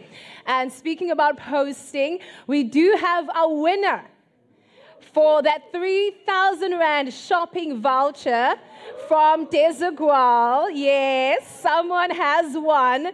So can you please give me a little drum roll? And the winner for the 3,000 Rand Desigual shopping voucher goes to, I hope I'm saying your name correctly, Faye Mayer. Yes! Oh, yes! I mean, she's already a fashionable girl. She's already a fashionable girlie. You can come on stage. We'd like to see you.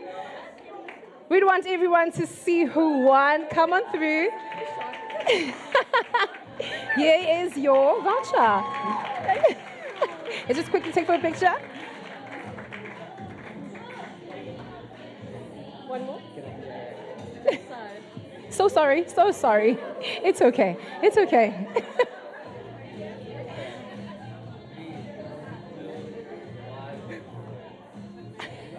Thank you. Fantastic. Thank you so much and congratulations.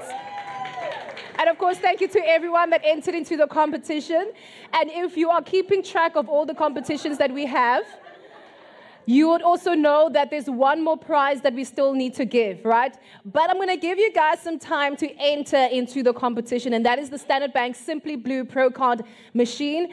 All you have to do, very simple to enter, is just go on to the Standard Bank stand right outside and have a chat with them. Well, not now. When we do have a break, you guys can do that, and we'll enter you into that competition, all right? And then, before we actually announce the winner that's going to be representing Cape Town, we'll then announce who wins that Simply Blue Pro Card machine, all right?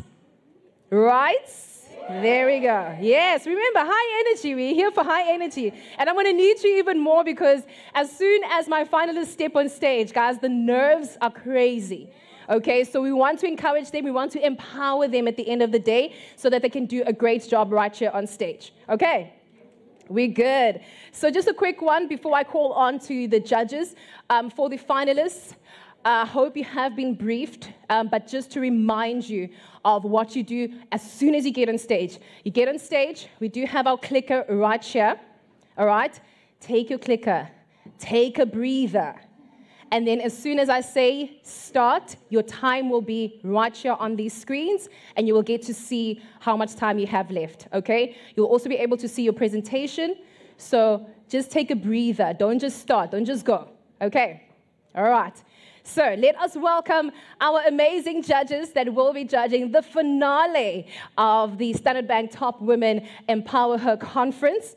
They are, of course, incredible judges, and they will be helping us to choose who the winner is for today. So they will also be shaping their journey and deciding which rising star takes a giant leap forward. Remember, the prize here at the end of the day is 100,000 Rand towards their business. It's a massive, massive one, and they still get to represent Cape Town while doing that. So these judges are not only leaders in their fields, but also champions of innovation, of excellence, and the empowerment of women in business. Their expertise, their insight, and their experience will help guide the next generation of entrepreneurs toward success. So please help me in giving a warm welcome to our distinguished panel of judges for the Cape Town Standard Bank Top Women Empower Her Conference. We'll start it off from the Standard Bank in Western Cape. Please welcome onto stage Nobile Nzuza,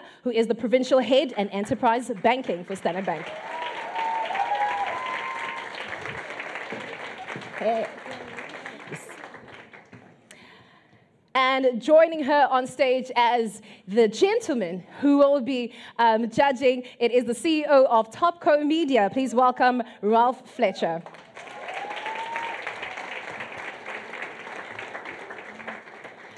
And from L'Oreal, the Corporate Affairs Lead, please welcome Thandi Kunene.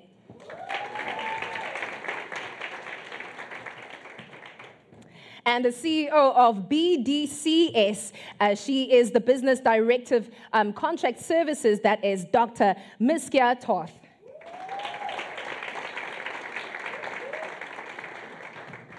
And last but not least, the HR Executive for Clicks Group, please welcome Jemina Nyikana.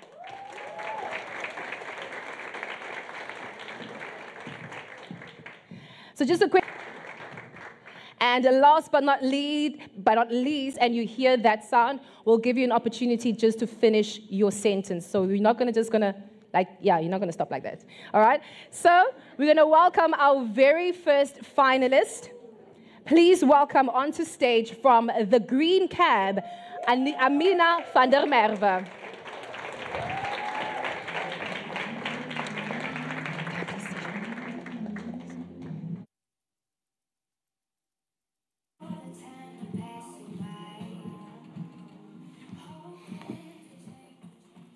Green button forward. Got it.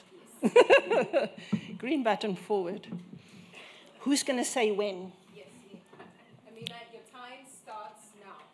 Good. The Green Cab is a social enterprise on a mission to drive down climate despondency. Here we go. And gender-based violence, one woman in the driving seat of an electric cab at a time. Sharing the stage with me is our climate kudu. Her name is Matumaini, which means hope in Swahili. She's not only my emotional support animal, but she's our conscience to say that as a transport business, the climate buck stops with us. She's also our inspiration to use e-mobility as a vehicle to drive women's participation in the green economy, thereby reducing their vulnerability to gender-based violence. My personal inspiration comes from knowing all too well what it feels like to be in the car with a sexually abusive teacher, with a family not being able to pay for bus fare. So in a country where the UN is estimating that every 26 seconds a girl or a woman is raped in South Africa, everyone in this room are all too familiar with the feeling of trepidation using existing e-hailing services. So our solution then is to launch our own e-hailing platform, also in conjunction with, apologies, I just lost my train, shucks, because my glasses are off, that's why. Also in conjunction with EmpowHer, which already got traction, our ambition is to roll out 230 vehicles over a 5-year period. We have got our superpower, we believe, the two ladies in front here, executive directors, collectively between us. We have a century of experience. We have many blue-chip clients over the years and many awards and accolades. Since COVID, we've worked tirelessly, both on equipping ourselves and our company through further studies, participating in climate accelerators, and raising more than 5 million over the past 2 years to support our EV project in the waterfront. We've got positive engagements with many other business cities and have got in an excellent position to take advantage of the multi-million rand conference and event sector. Shucks, getting ahead of myself. So, our financial overview. It's a lucrative business with a projected 450% increase in revenue from year 1 to 5, with an EBITDA margin that remains healthy throughout, and with retained earnings totally in excess of 100 million by year 5. Our revenue streams, there are 4 of them. Doesn't want to go forward. Help. Good. is primarily from operating our own vehicle, which we require a 6.65 million rand investment in the form of a loan or an interest. Allah! Sure.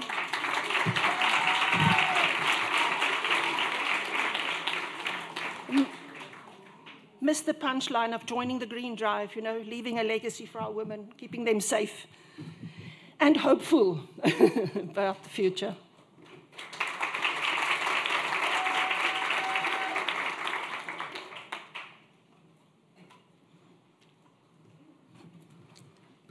Okay, I guess I will start.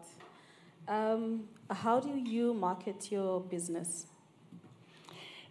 Historically, it's been largely word of mouth with the corporates, and we've worked very closely with the conferencing sector.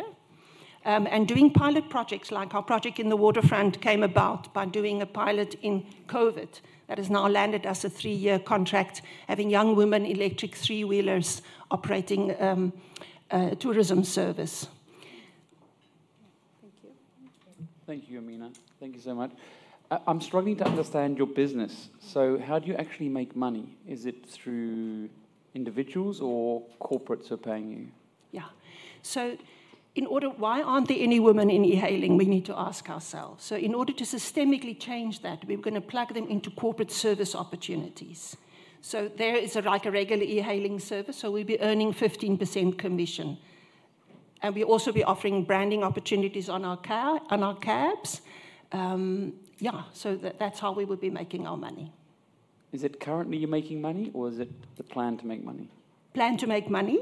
Okay. Currently, we are making good money in the waterfront with our micro-mobility project, which we will then duplicate in other safe operating environments, particularly for young women.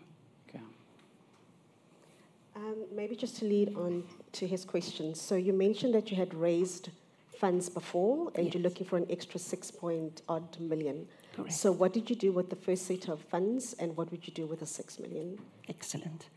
So the current 5 million, or just short of, was from 2 initiatives, ULO and then the IDC more recently, social innovation funds. So that doesn't go to salaries, it goes primarily to buying vehicles. So that bought our vehicles for our operations in the waterfront. We have 10 vehicles that operate there.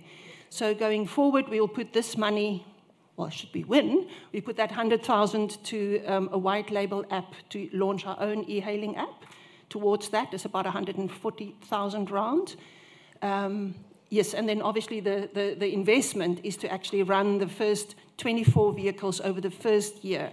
So as we scale, we'll only operate 60 of that 230 vehicles. The rest will be owned and operated by women. And we'll also get a revenue income from charging a minor franchise fee. Okay, thank you. So it's a wonderful idea, by the way. I think it's something that can add so much value. I do, however, want to know, do you have established routes on your planning already?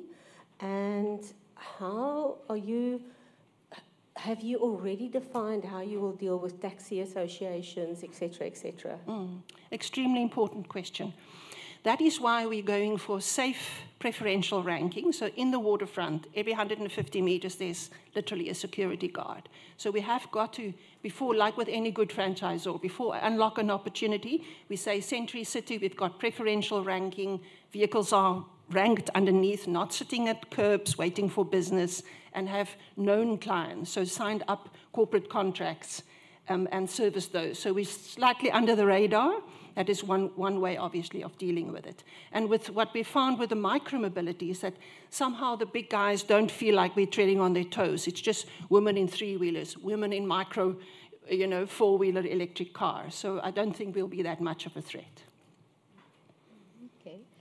I think firstly, let me commend you. It is very difficult to go first. So well done on your presentation. So we have to give you that. I think maybe similar for me to Ralph. I struggled a bit to understand what is the business. Are you e-hailing and all that? But I think my colleagues have covered a lot. What I'm more interested in is the sustainability part of it linked to GBV. I take that it will be female drivers. So long term now, when you're looking at those, what's the plan in taking the risk out of that? Secondly, who will your customers be?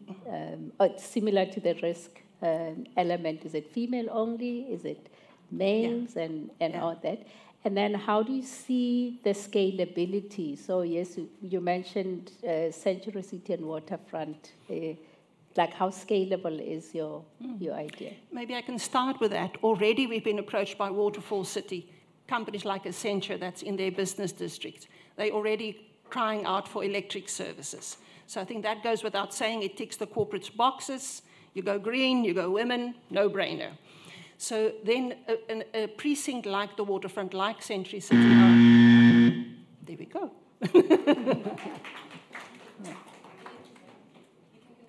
Can I continue?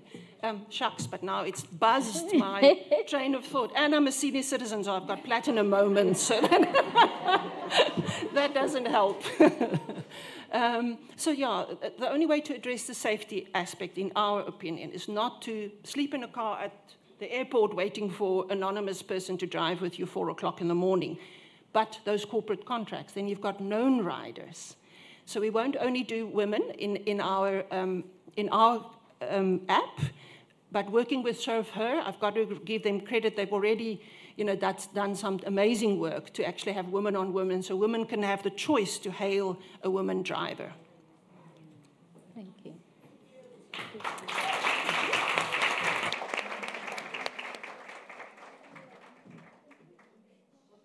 Much, Amina.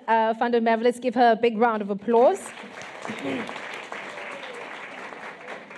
And then up next, on behalf of Nolimini, please welcome Jackie Cooks for Relax Spas.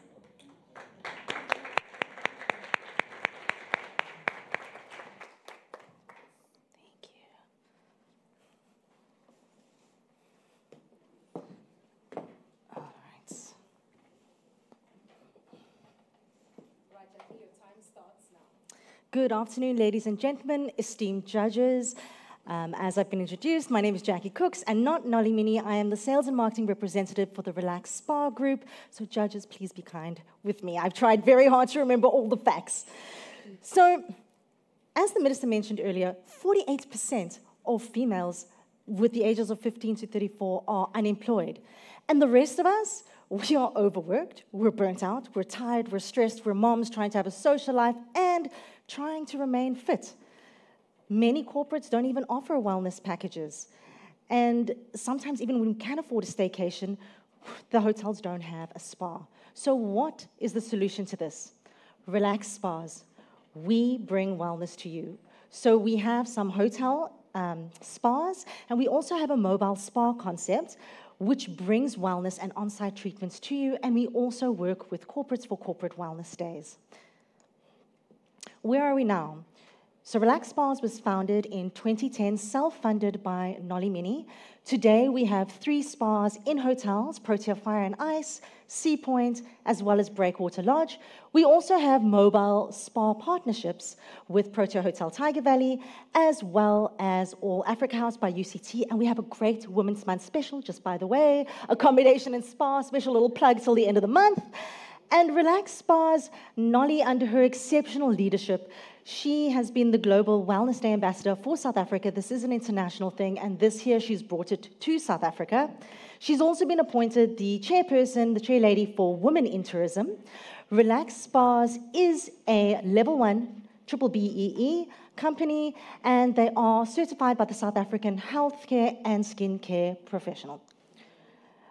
So global wellness tourism is set to exceed by 1.3 trillion by the end of 2025, which means wellness is booming for the economy. And Relax Spas is building the future. Nolly would like to have an institute to train and upskill all these young ladies. A quick financial snapshot. So our revenue we've made up to 2024 is 1.7 million, which is a year-on-year growth of 20% and a net profit margin of 10 to 12%. And what we're looking for, the ask is, we would like to, through EmpowHer, we would like to scale Relax Spas across South Africa and create sustainable jobs for women in South Africa. Nolly would like to help build an institute to train future entrepreneurs, not only just employ them, maybe they can open up their own spas. We would also like to showcase our African heritage through her Cape Fynbos botanical oil range by shipping this globally. And last but not least, we would love Standard Bank to be our very first corporate wellness gifting client. Restoring wellness, creating opportunity, relaxed spas. Thank you.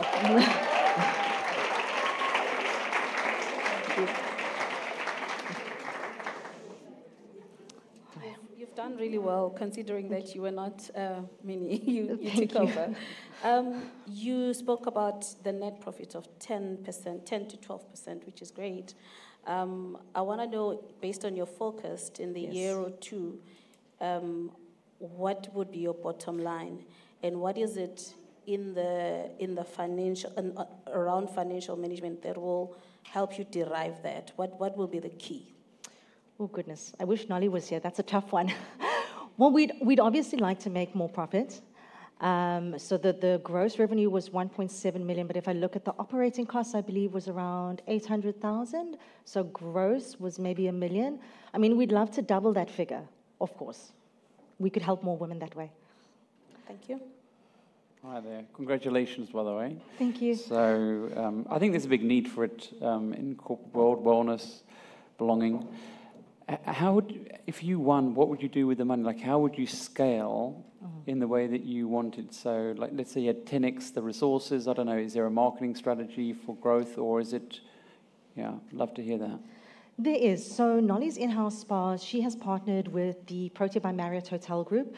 So some of the spas that I mentioned are located inside the Protea by Marriott hotels. Marriott Hotels is international, so they have a wide portfolio of thousands of hotels all over the world.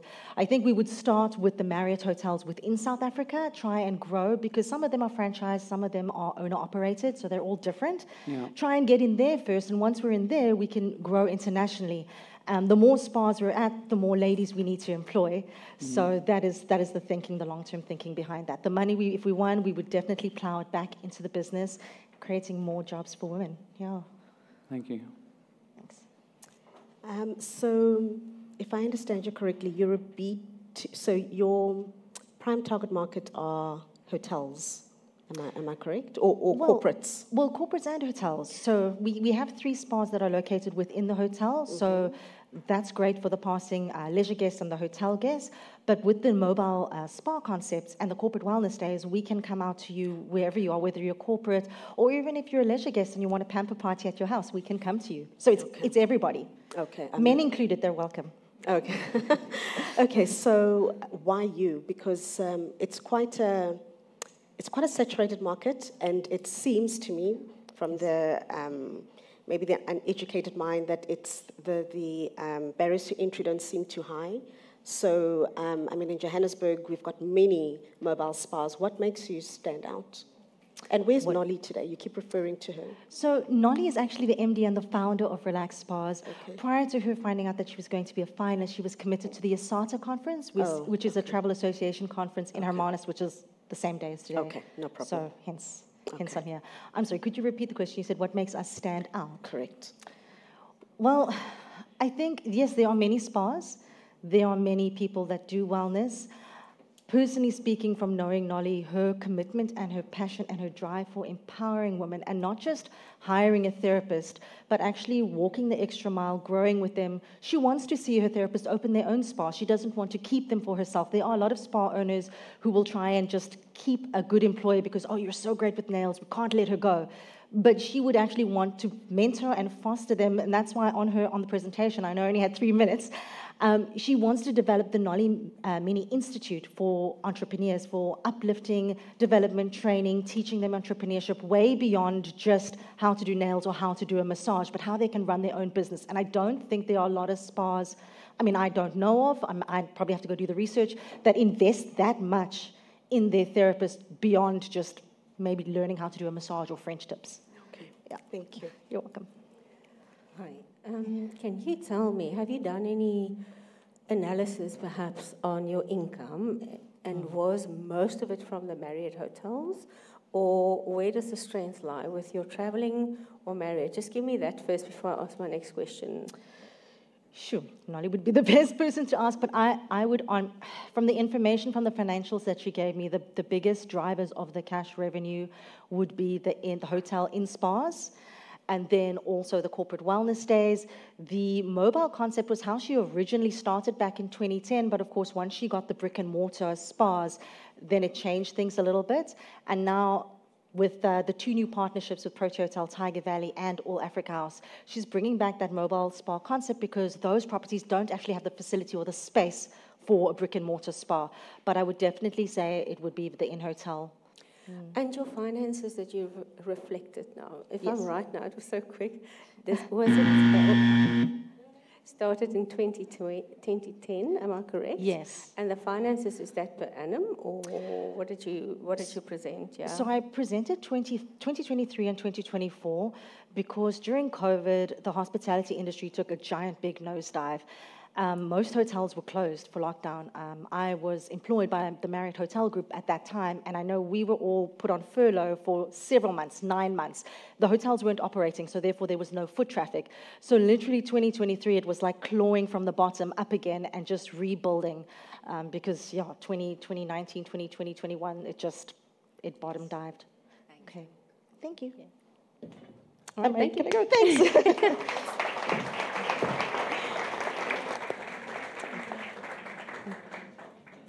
And up next, please welcome onto stage Vutomi Lubisi from Re-Nature.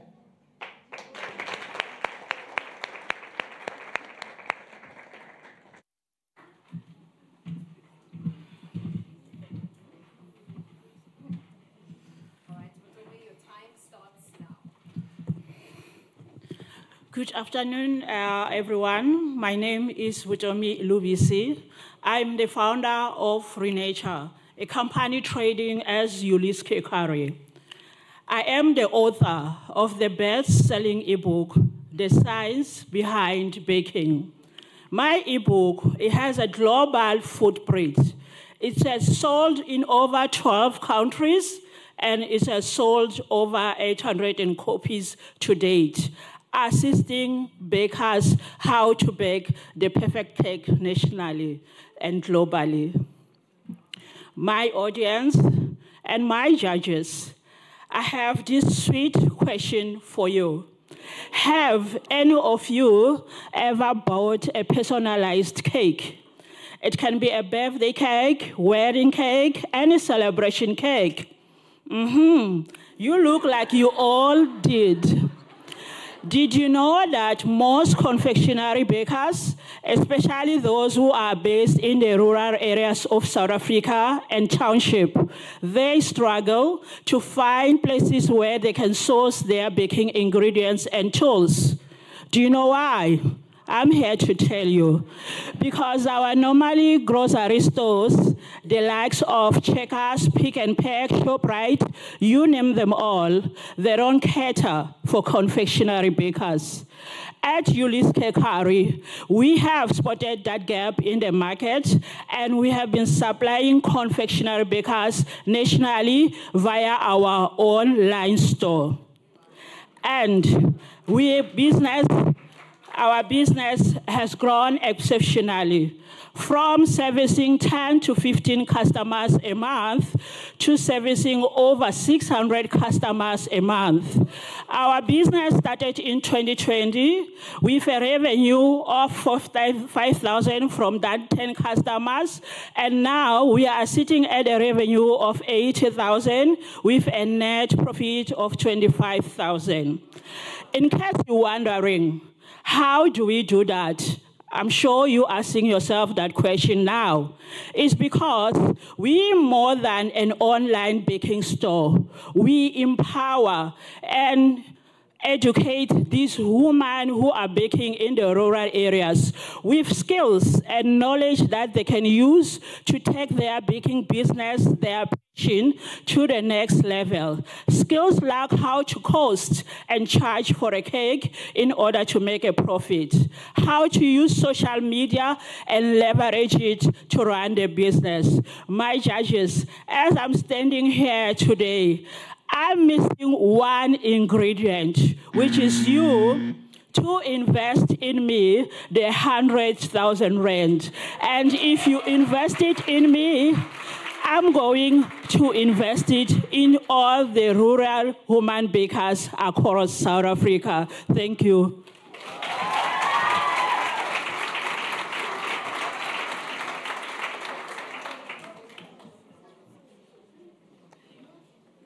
Okay, I guess I'll start again.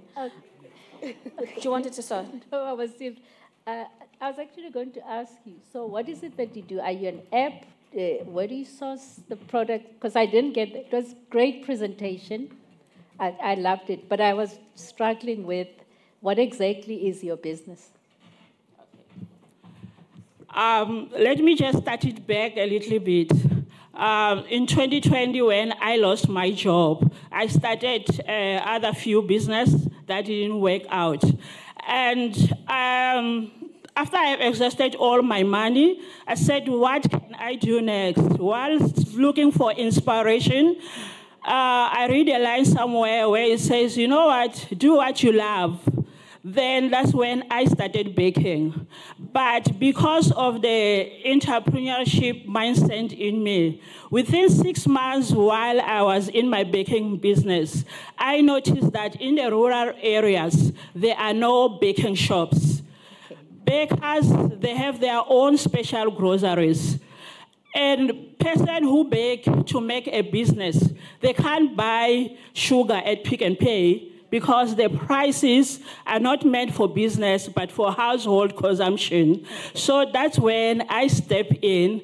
So I have like, I'll call it is a one-stop shop where anyone who wants to learn baking, I teach to bake. If you want to buy the ingredients, I have it in store. So everything happens online. However, I do teach face-to-face. Okay, thank you. Thank you. I would like to know, where do you source your products? And my second question is, in these, people are now very health conscious. What in your products accommodates your healthy conscious customers? Where do you source your products? Within your product range, do you accommodate, what in it accommodates the health conscious people?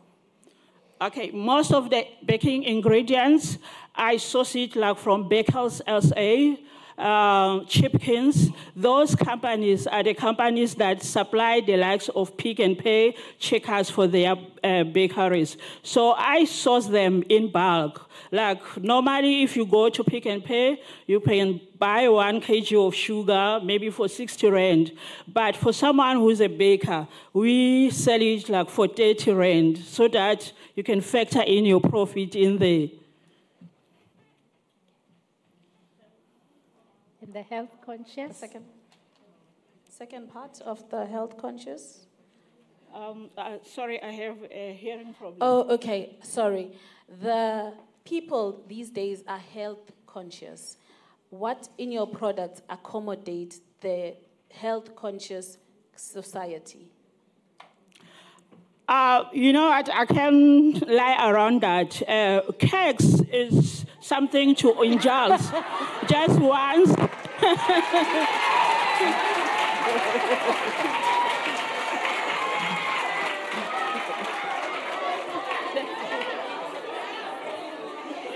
Yeah. Yeah, cakes are something to indulge in them just once in a while. So I often do have people who say, you know what, I'm diabetic. Then you just need to eat a very small slice of cake.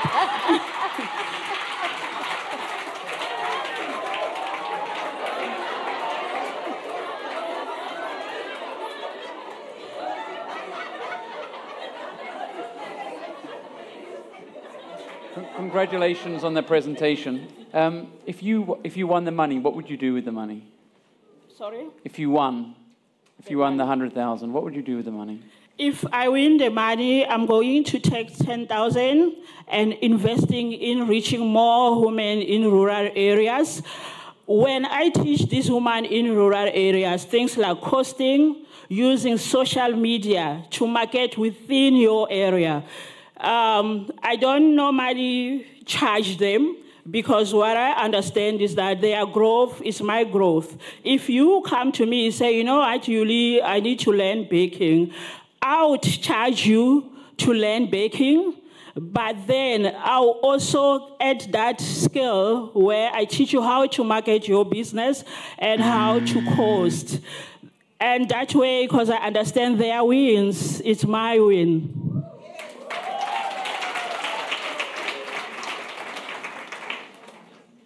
Thank you very much, Vutomi. Please give her a huge round of applause.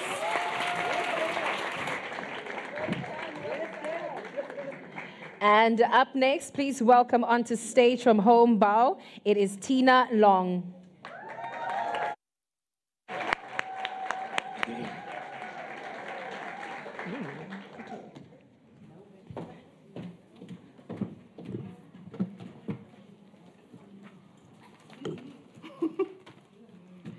All right, I'm a little bit shorter.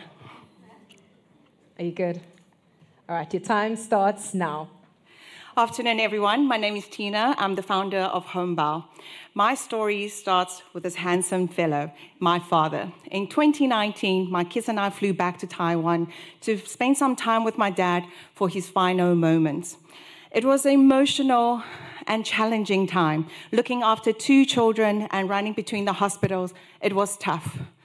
Feeding my children well as a dietitian really mattered to me, but I simply don't have the time to prepare everything from scratch. And that's when the magic of frozen dumplings dawned on me. In one single dumpling, you will have a well-balanced meal of protein, carbs, and vegetables, and it's delicious. You just need a pot of boiling water, prepared in under 10 minutes, and dinner is served. I remember pouring myself a glass of wine, celebrating that victory. And that little victory sparked a big idea. In 2019, dumplings pretty much look like this. Single-use plastic with very poor labeling. My vision for Homebow was simple, is to create locally manufactured, high-quality frozen dumplings that is with beautiful packaging and with food and health certification.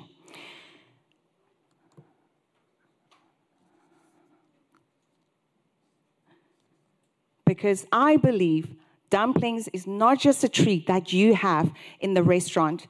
It is something that we can change in the South African freezer. It will be your new freezer staple because it is convenient, healthy, and tasty. And this is how we started. 1 staff in my home kitchen and with my aunt's 30-year-old bamboo steamer. Our turnover for the first year was 12,500 Rand. Fast forward to today, we just finished July, just a little over 400,000 in turnover. My dad would have been so proud. Thank you. And today, Homebow can be found nationwide, and we collaborate with most of the large retail stores. You can find a box of Homebow dumplings in Checkers, Pick n Pay, Wellness Warehouse. And we have the world-class packaging with clear cooking instructions, as well as this is our 4th consecutive years in getting international food and health safety certification. We are a team of 10, and we are based in Salt River. It's a small team, but we fold dumplings like crazy. We are not just about growth, business growth. We are also about social impact. We support urban farmers in Kalisha and Mitchell's Plain. Cutting out the middleman means that our farmers get a fair wage. And also, our packaging, it's eco-conscious as well. We make use of them in such a way that we can reduce the package. And now my closing, my dad said, if you live life without fear, then your death will be one with no regrets. So join me in being fearless and changing South Africa's food scene one dumpling at a time. Thank you.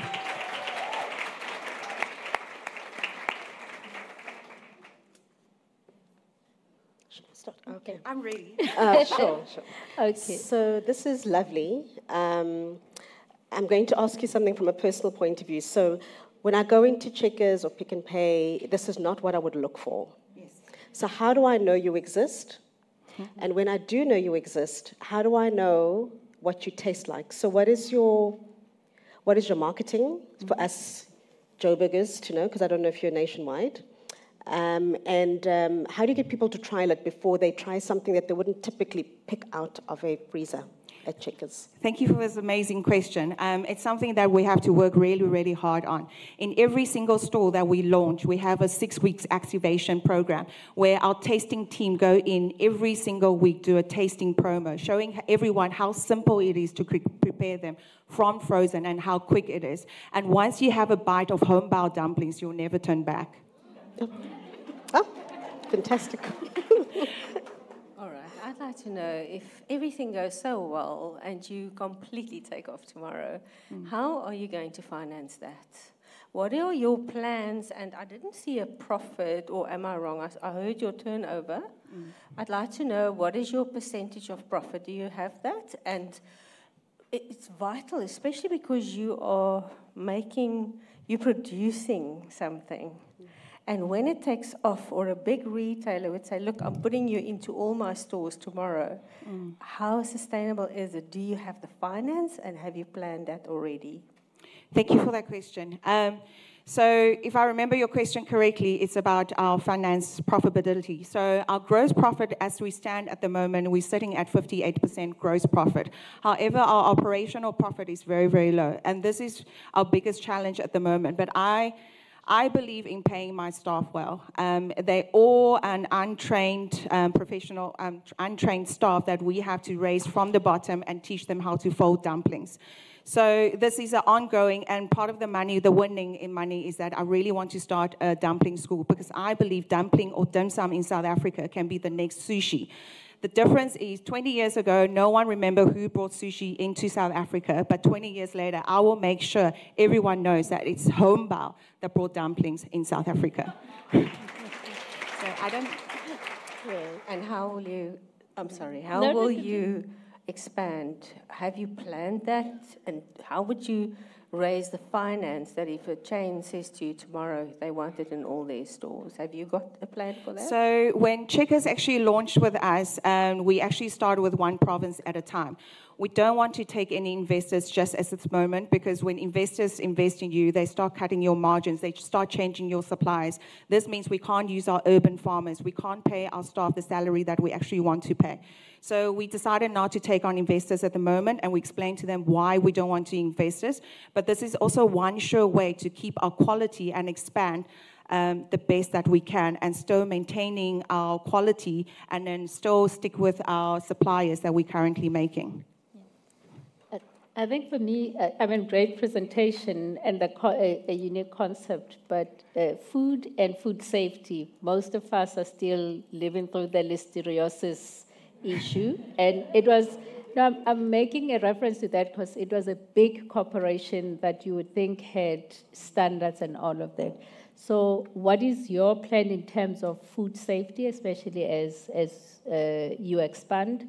The second part around is, as you're thinking of scaling, what do you think the challenges would be, and how would you mitigate against those challenges? Let's start with food safety. I think the benefit of having a dietetic background and having a master's in that is that you understand food safety very well. So right from the beginning, when I was finding my first commercial kitchen, the facility was geared towards food safety. So it was a lot easier for us to achieve the international standard of food safety audit. I believe that I can't do the job all by myself. So where I lack in strength, I get consultants. So you actually can get a food consultant to come in every month to do checks for you, and then you send your, what we call the retention stock, to the laboratory to constantly check the stock or the legitimacy or the food and microbiological growth of each dumpling. So that's how we keep the food safety. And regarding scaling of the company, I only scale as to what kind of profit that we make into the company. So we only grow as fast as the profit. I myself only started taking a salary last year after that, and this is our 6th year into business. but I believe it is the right way to grow the company responsibly. Thank you. Thank you so much, Tina.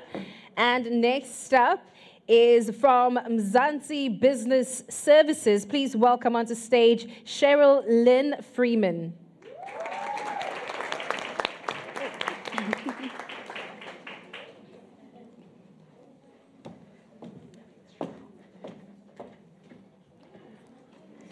Good afternoon, everybody. Afternoon. All right, your time starts now. I am a proud social entrepreneur. I'm Sherilyn Freeman, owner of Mzansi Business Services. But before I go into the numbers and tell you a bit about my business, I want to share with you just the moment it is for me to be able to stand here. And I printed this T-shirt especially for you in the room. So last year, almost around about this time, I was depressed. I was drinking wine like it was water. And I felt very depressed because someone close to me passed a couple of years ago, but I had not gotten over that. My mom died of breast cancer, and then 6 months later, I got divorced. And I was cyberbullied, emotionally abused, financially abused, and I had to walk away and I had to restart. And I almost thought I was going to lose my business. The key decision for me was to rise up out of my struggle and to also commit my life to God. And through that, and that's why you see it says, but God, I was able to travel to Singapore. I was able to travel to Kenya. You'll see I was at Cape Talk doing an interview on International Women's Day in this year. And that turnaround all came because I found strength in my struggle and I found purpose in my pain. And I want you to give yourselves a round of applause if you can resonate and share with my story. I started in 2011 part-time as a financial manager. Then I offered bookkeeping services. I ventured full-time in 2017, and I had a home office of 6 staff, and then I now have a formal office of 11 staff members. You know, a lot of the entrepreneurs face challenges when it comes to financial gaps in their businesses, and at the same time, I identified training deficits amongst them as well. So that's why we are a one-stop shop as Mzansi Business Services, and we also offer training services, which is my sweet spot. I was standing in front of 600 graduates at a career expo at False Bay College, and can you believe it? Almost 1 in every 2 youth is unemployed, without hope and without income. So those were 600 graduates sitting in a room waiting to be employed. Through our business, we employ financial management graduates as well as business management graduates to make sure that they have an income and they're able to then also upskill so they can become relevant in their businesses. Iman, would you mind giving us a wave?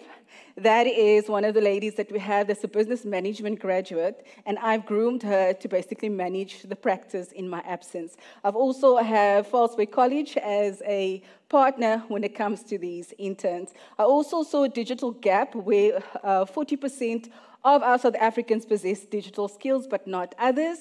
And through that, we are offering Mzansi Empowerment Academy training, which is one-on-one digital and AI training.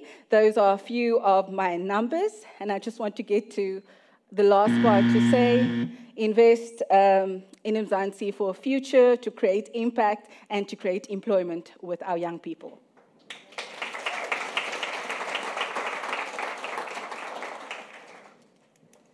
Thank you. That was very inspiring. If you win this money, what is it that you're going to use it for? So one of the challenges, the type of students that come to us and the gap that I've found are those that are either working or at home. It's the mom that's was pregnant when she was early on in her life. She didn't get a chance to be able to be educated. Some people that are working. So some of them might find that they can't get to a university or college or even afford it. So what we will do with the money is to be able to provide laptops. So some of our students that come to us do not have laptops. So we present a mobile service. We've done boot camps in Mitchell's Plain, Elsie's River, Easter River, and all those places. So we provide them with that kind of equipment. That is what we want to mainly fund through the 100K. Thank you. Congratulations. Thank you. I just want to know, what is the business model? Like, how do you make money, and what sort of funding are you looking for? So we provide accounting and bookkeeping and compliance services. That's the one side. Then we have Mzansi Empowerment Academy, which is our training academy. So I have online courses that I offer. I have workshops that I do. And then I also have partnered with certain institutions where I am part of their entrepreneurial program when they want to teach finance as part of their modules. And sort of how many people do you sell these services to? So in terms of my numbers, if I can just refer back to them. So since we started, which very early stage, we trained 1,423. Out of that, over 600 are bookkeepers that I've trained, and that's one of my flagship courses. What do you charge for that course? So we have boot camps that we run. That's 100 Rand per person. And then from there, we have our 10-week bookkeeping course, which is 1,450. And I've recently been accredited for my bookkeeping. It's a longer qualification. And that we're going to be topping at about 15K. And that will be with a deposit and a payment plan. Thank you. So yes, definitely congratulations. I think you are trying to solve a very important issue. What I just want to understand is, so your target market are the students that you take in. That's who you're targeting these businesses at, right? Or your business at. You train young people. So there's a hybrid model with our financial services. Yes. So those are the ones, the interns I get in from the college, financial management and business management graduates. They come to me 18 months at a time. I groom them, I teach them life skills as well as professional skills, technical skills, and then they will obtain their diploma at the college after that. And then with Mzansi Empowerment Academy, it's my very clients that I service. I educate them through AI, digital training, bookkeeping, and compliance. And then we have school dropouts, unemployed students that also come to a lot of our boot camps because it's affordable and it's a low-hanging fruit for them. And then we have working professionals that might not be able to go study at an institution or even have the funds for it, so they also join. Okay, and then just one last question. So you talked about the unemployment issue that we have, the 46% of youth.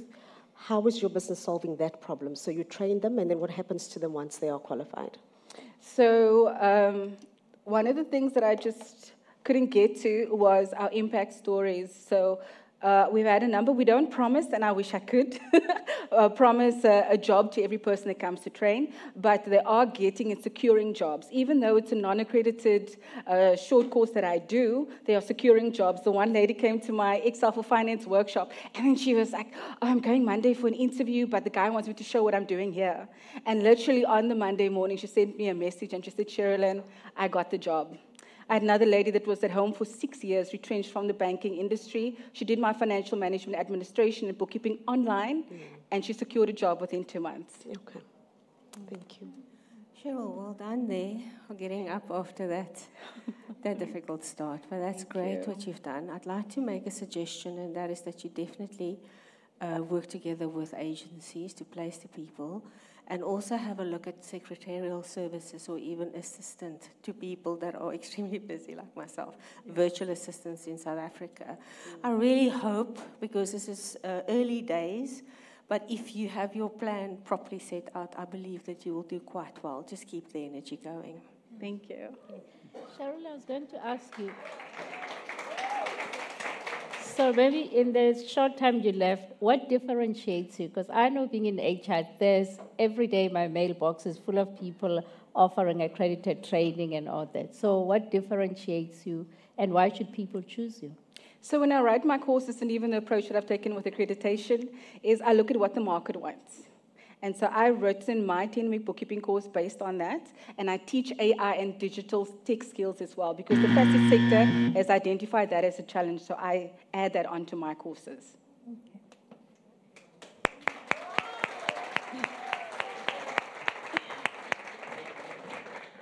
Well, thank you very much, Sherilyn.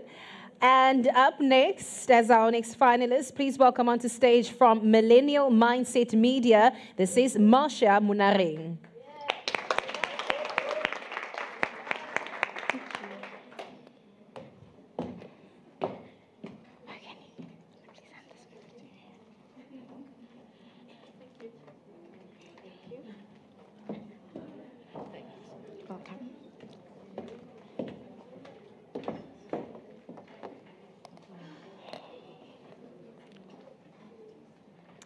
All right, Masha, your time starts now. Sanbonani, my name is Masha Munareng. I grew up in a small township, but I always felt like I couldn't fit in. I was an outcast, the shy little girl with big dreams and very few friends. One thing that I had, though, was my phone, which allowed me to be mentored by international giants such as Oprah Winfrey, Jeff Bezos, and many others. This digital access allowed me to shift my mindset of how I see myself and what I believe is possible. That's how I founded Millennial Mindset Media. And 5 years later, we are now an international award-winning agency that's leading in consumer education and media. Our work is rooted in storytelling, impact, and most importantly, community. Every day, millions of South Africans are on their devices, yet how many of them are using their devices to learn and empower themselves? I believe that what you consume consumes you, and that is why we are here to make sure that many people consume content that empowers. At Millennial Mindset Media, we deliver educational campaigns that empower. We work with brands that want their CSI, ESG, and consumer education campaigns to reach people that need it the most. We simplify complex topics into relatable animated storytelling and social media campaigns. One of our proudest campaigns has to be the Funda Nathi Financial Literacy Campaign. This 10-part animated series was done for Lumkani in partnership with Hollard. The series was produced in isiXhosa and English, and it reached over 1.5 million views in only 11 months.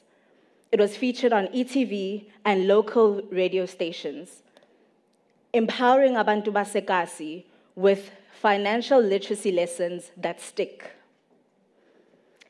We're so excited for our upcoming project called Silent Screams, which is a gender-based violence series that is aimed to unmask the hidden faces of gender-based violence in everyday South Africa. The goal of the series is to educate, spark reflection, and shift harmful norms in our societies. What sets us apart is that we are not outsiders. We live in the very communities we create for. We co-create with our community, hiring local talents from the township. Our campaigns meet people where they are and are built to resonate. At Millennial Mindset Media, we design content that helps brands and organizations do more than just show up. We help them create campaigns that have a real impact. We combine storytelling, animation, and our lived experience to create content that shifts mindsets, sparks conversations, and builds trust. Thank you.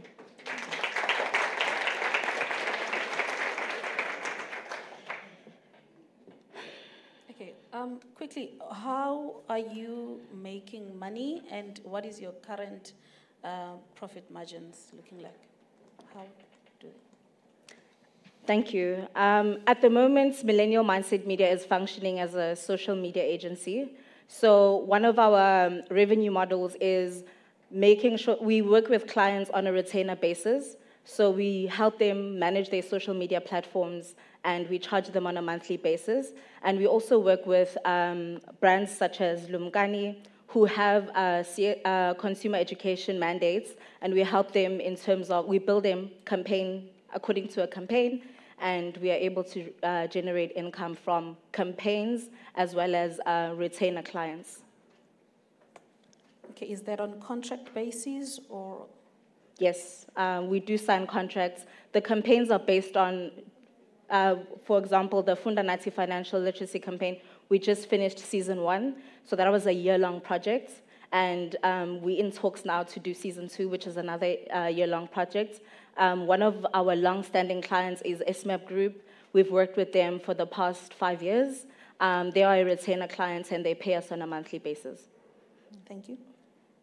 Can I just say, linked to that, what's your employment or business model like? Because this is specialized high-tech skills. So how many people do you have, or what's that overall model? And what was your turnover? Because I was waiting for rands and cents in that. Okay, so I actually have it on here. So with our turnover in 2023, our revenue, was 474,000. 2024, it was 837,000. And now in 2025, we are sitting at 2,548,000. The spike that we saw was when we changed our business model and stopped focusing predominantly on social media for social media's sake. When we started approaching high-ticket clients such as your Lumgani, who's partnered with Hollard, with bigger budgets that are looking to do financial literacy campaigns, we started now seeing a spike going from 400 in the 400,000s now to 2 million, because now we're working with big brands with consumer education mandates. And what would be your employment cost in that? Because I'm still on, this is high-tech skills. Yes, it's high-tech skills. So with our net profits, in 2023, we were sitting on 76,000.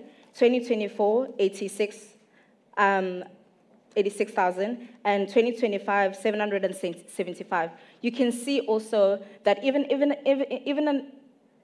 though our profits and our revenue has grown, so has our cost, because the skill of animation is one of the skills that's very expensive.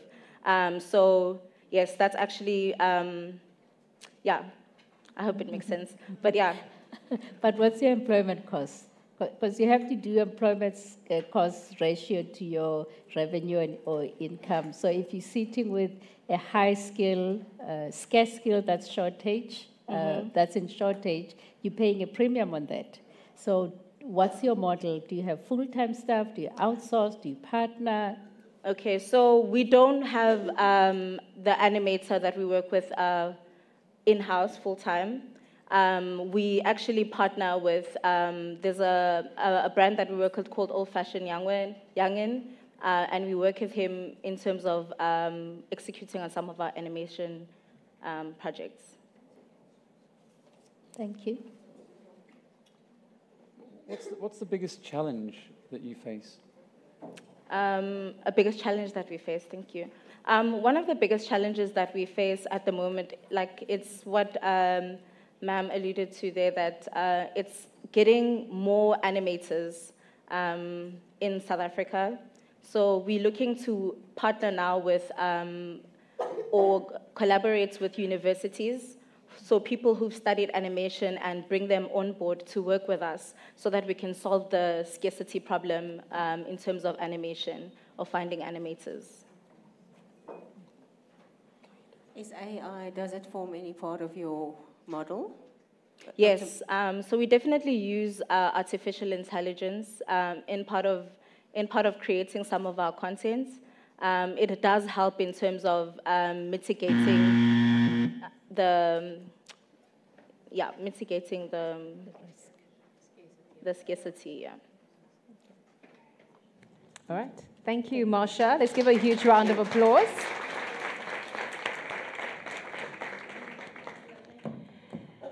And our next finalist to grace the stage, please welcome onto stage Danielle Timmins from Free Range Creatives.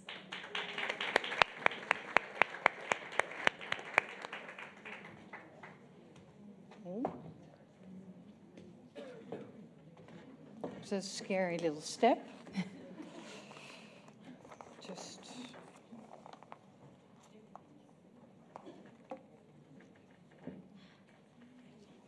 Okay. All right, Danielle, your time starts now.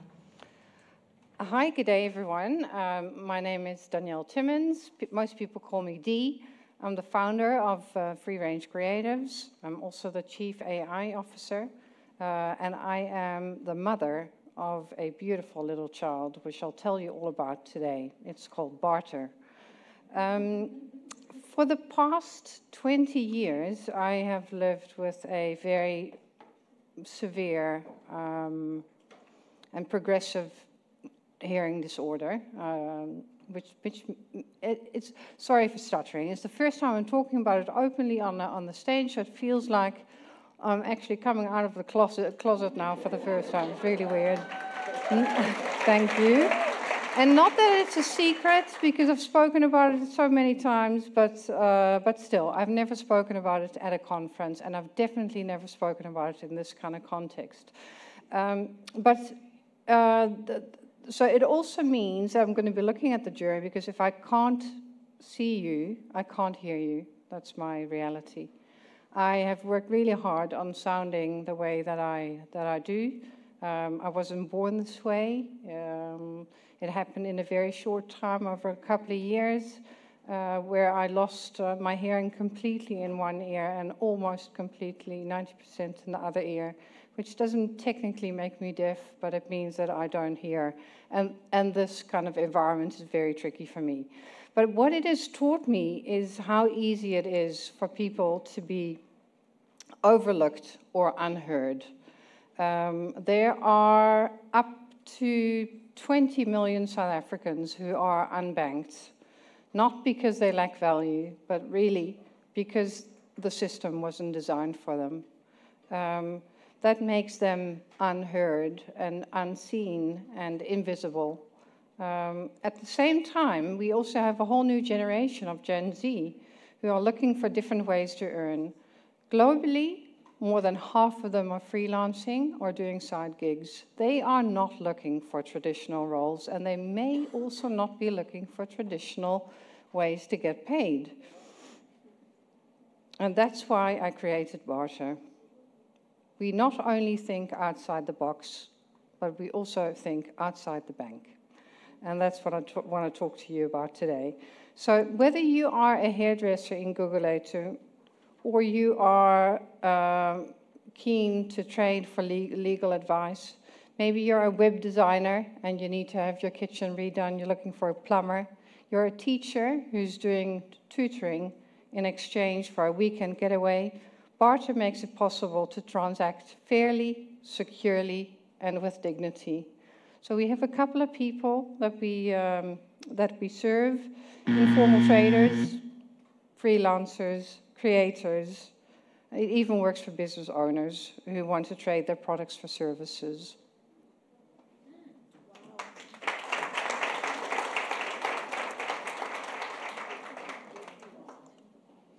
Okay.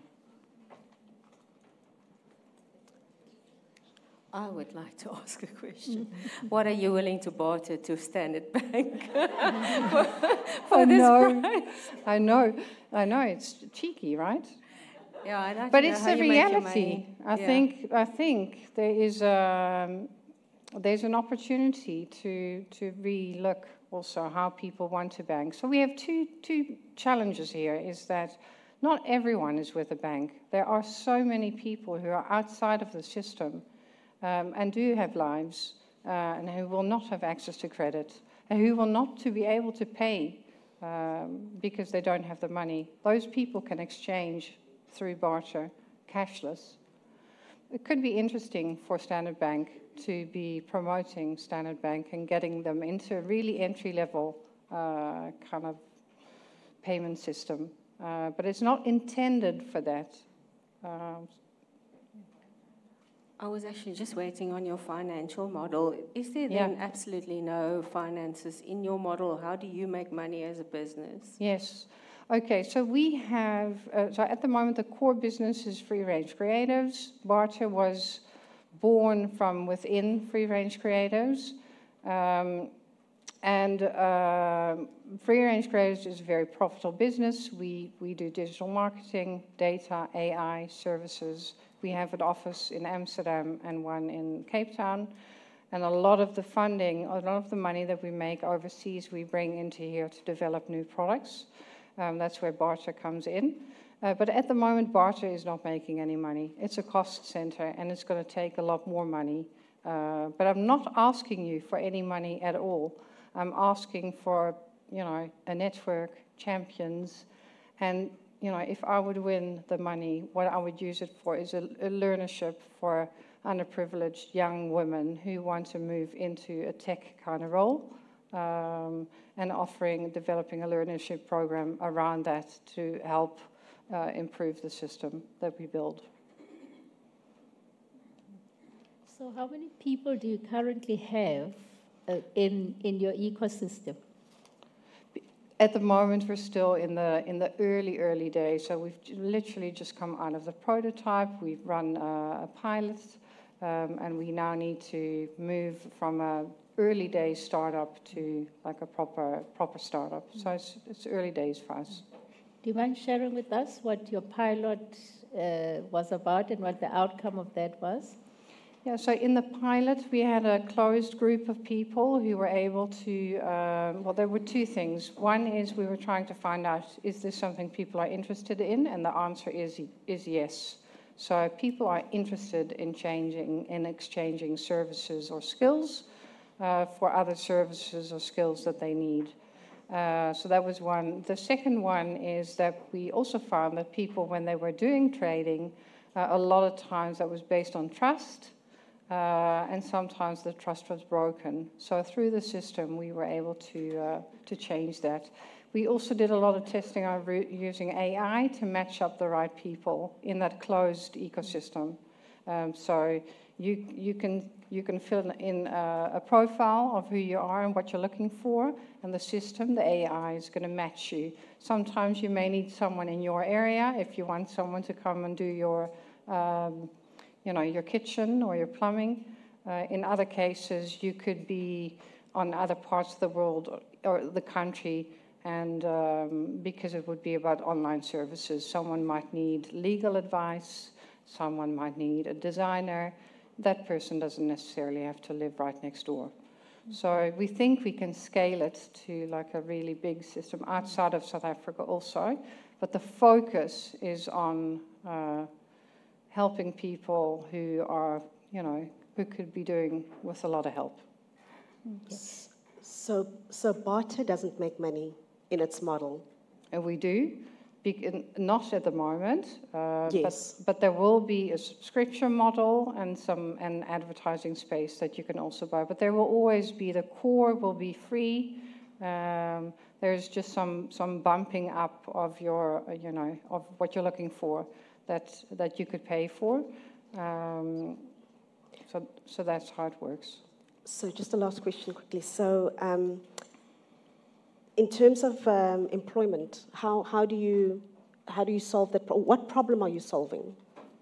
The problem that we are solving is twofold. People who are not with a bank at the moment and may need services and have skills to offer. And the other one is people who want to work outside of the existing structures to also exchange and not pay for goods or pay for services. Okay. All right. Okay.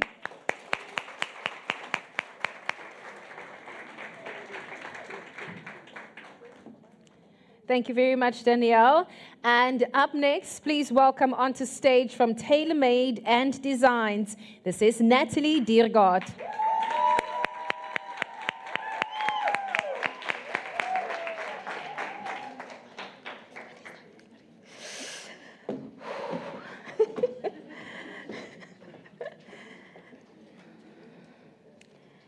All right, Natalie, your time starts now. Hi, ladies. My name is Natalie Diergaard. I'm the owner director of TaylorMade and Designs, and I'm also fully employed with Standard Bank. Yay! So my story today. I started my company about 6 years ago, whilst being fully employed, and where the passion derived from was, everything is becoming expensive. School fees are going up. And I needed to do something, that could give me some extra cash. And that is how TaylorMade and Designs came about. I like fashion. So I'm one of those ladies that will change my living room like 3 times a year, depending on the mood. We go either dark or we go light. And where TaylorMade is coming from, we manufacture beanbags. We've also moved into doing kiddies ranges. We're also looking after our pets. They also need to be comfortable. And what makes my product different is that All of my products are machine washable. You can remove it, allowing for us to be able to change the color. You can go pink today, tomorrow you want to go charcoal. So we've got various colors that that you can use. What has TaylorMade achieved for the last 6 years? So we have, sorry, let me just read that correctly. So since we've started, or when my business went online, which is 3 years ago, we've created 15 jobs. We've shipped about 15,000 products into every corner of South Africa. We've built relationships with local and international companies and made a significant investment into machinery, which we paid for cash. So the business is profitable for sure. And we've also invested into now making our own fabric. We used to purchase our material from our local stores in South Africa. We're now sourcing our own material, and all of our material is Oecotex certified, which means that it's not harming to the environment. So I'm telling you all the beautiful things about TaylorMade, but this all started with just a dream. And I've started in my house, where we started with pillows. As we pivoted, we moved over to doing upholstery, also allowing our clients to change the materials. And then we moved into the online e-commerce, where we're now selling our beanbags online. And the idea of that is to put your furniture into a box, right? And we're also looking at ways to invest into, oh my goodness. Okay, so why TaylorMade? Sorry, why TaylorMade? TaylorMade has a company called, it's an MPC, which is our training academy. And what am I going to do with the money? I would like to, this is a skills training academy. I would like to invest into 10 people, where we can train them a skill and not only leave them there, but I would like to have 10 women, invest into them, have them start a business, and teach them the skills that I've struggled to acquire over the 6 years. I would like to help 10 people acquire businesses within 10 years, and that would mean that we can have more people employed by the businesses that we will start with the money that you will give me. Thank you.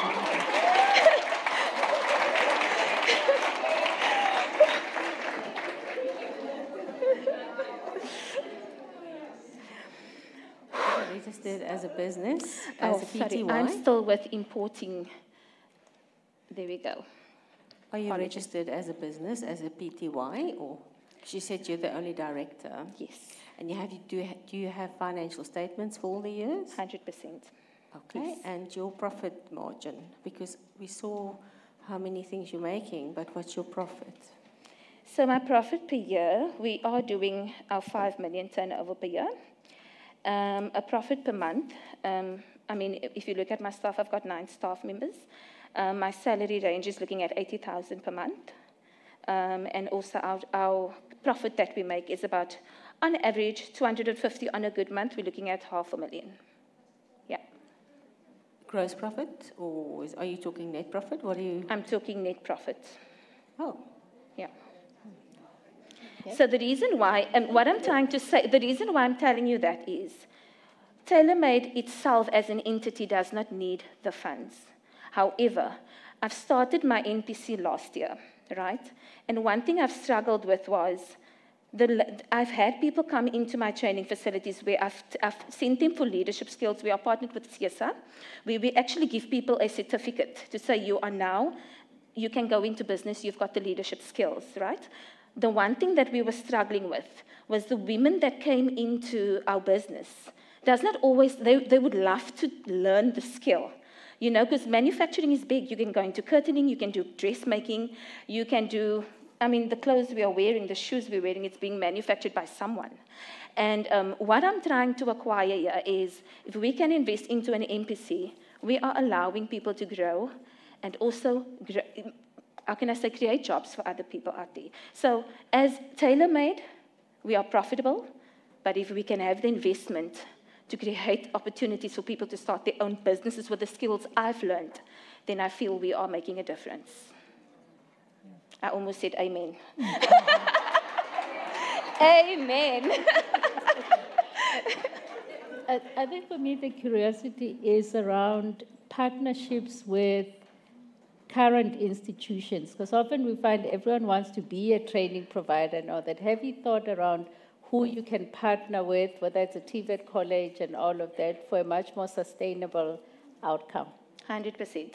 So one of the people that we are partnered with at the moment is CSA. Like I said, I'm being honest, we haven't been active because a lot of the people that came into the academy needed a stipend to take home. And that is what I want to use the money with. I want to give these people a machine that you can actually go home and now create. That's the one thing I'm going to be able to purchase for each one of these 10 people. And the other thing is I'm able to give them now a skill, which is CSR, and they're actually doing it for free. And TaylorMade is paying for that. So not are they only going to be educated, but they're also going to have now the tools to start the business, which is very important. Yeah. Okay. So often we hear around, I mean, everyone here would know, because this is more their space, around how sustainable, the challenges that link with entrepreneurship and having a sustainable business and all that. What makes you believe that once you've got the funding and you put these people through the training, that it will be sustainable? That is a very good question. How I know this is sustainable, I'm looking at the unemployment rate in our, if you should see how many people brings, I'm not fully employed in my business. However, I've got very qualified staff members who knows what I want and they execute on my instruction. However, one of the things that I've noticed, and this is where the passion came from, is that there's so many people that's leaving their CVs there, and we don't have the space, nor the money, or the capacity to, help these people to become employed. And I do believe that my aim is not just to have the 10 people that we will be investing in, but to have millions of people that we are able to create a job and opportunity for. Okay, thank you. Natalie, what drives you? Oh, one of the things that you actually mentioned was, I love to win. And to be honest, and that is actually my message for my colleagues, hopefully the people that's here today, is that everything, women are strong, and everything you put your mind to, you can achieve. And I believe that we can do it all. And what drives me, I just want to mention this to you, and I'm not, please don't take this as I'm bragging, because I do work for a wonderful company. I'm actually one of the first Achiever winners that won a car last year. And what I'm trying to tell you is I've achieved in my position at work, and I've also achieved my turnover in my business. So basically what I'm telling you today is women can do it all, and that is what drives me. Yes.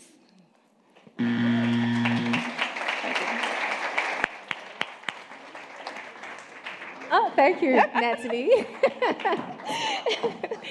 All right, last but not least, please welcome onto stage Yamna Jamuddin from Y Jamuddin and Association CC.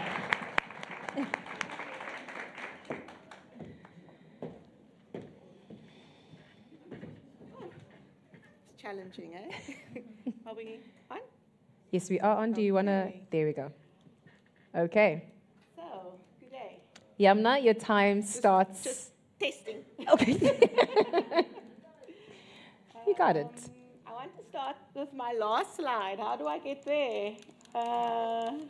This one. Yes. There we All go. right. Good And afternoon, your time esteemed. starts now. Good afternoon, esteemed judges and audience. Imagine owning a small business. Passionate, working tirelessly, but you're drowning.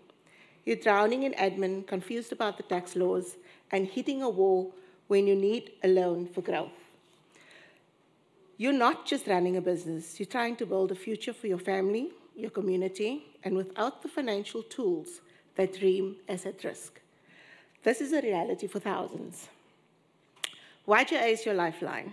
With a one-stop shop accounting firm that does more than just file taxes, we become a strategic partner. We provide mentorship and training by translating complex numbers into simple, actionable steps. We actively help our clients navigate and access funding, preparing bulletproof financial statements for banks and investments to understand. Our results speaks for itself. Going back. With 19% growth in turnover from last year, we secured 3.5 million in collective funding, and by February 2025, our staff complement grew to 28, with 50% being interns. But our impact goes deeper. We believe empowerment starts with opportunity. That is why we partnered with Falsbeck College by recruiting their finance interns. We don't just give them a desk, we give them a platform for their career, developing the next generation of accountants. We don't just balancing books, we're building business owners and future professionals. This model is deeply sustainable. Our internship program creates a pipeline for loyal, homegrown talent, reducing recruitment costs. Our client workshops improves their success, which leads to long-term retention and recurring revenues. Their growth directly impacts ours, with holistic empowerment, not just transactional accounting, building loyalty and sustainable growth. Our competition offers service, we offer partnerships. Our vision is clear. We create a thriving ecosystem by sustainable Black-owned businesses in the Western Cape. With your belief and investment, we can scale this model, empower hundreds more businesses, and create dozens more career paths. Let's build a more inclusive and prosperous economy together. Thank you.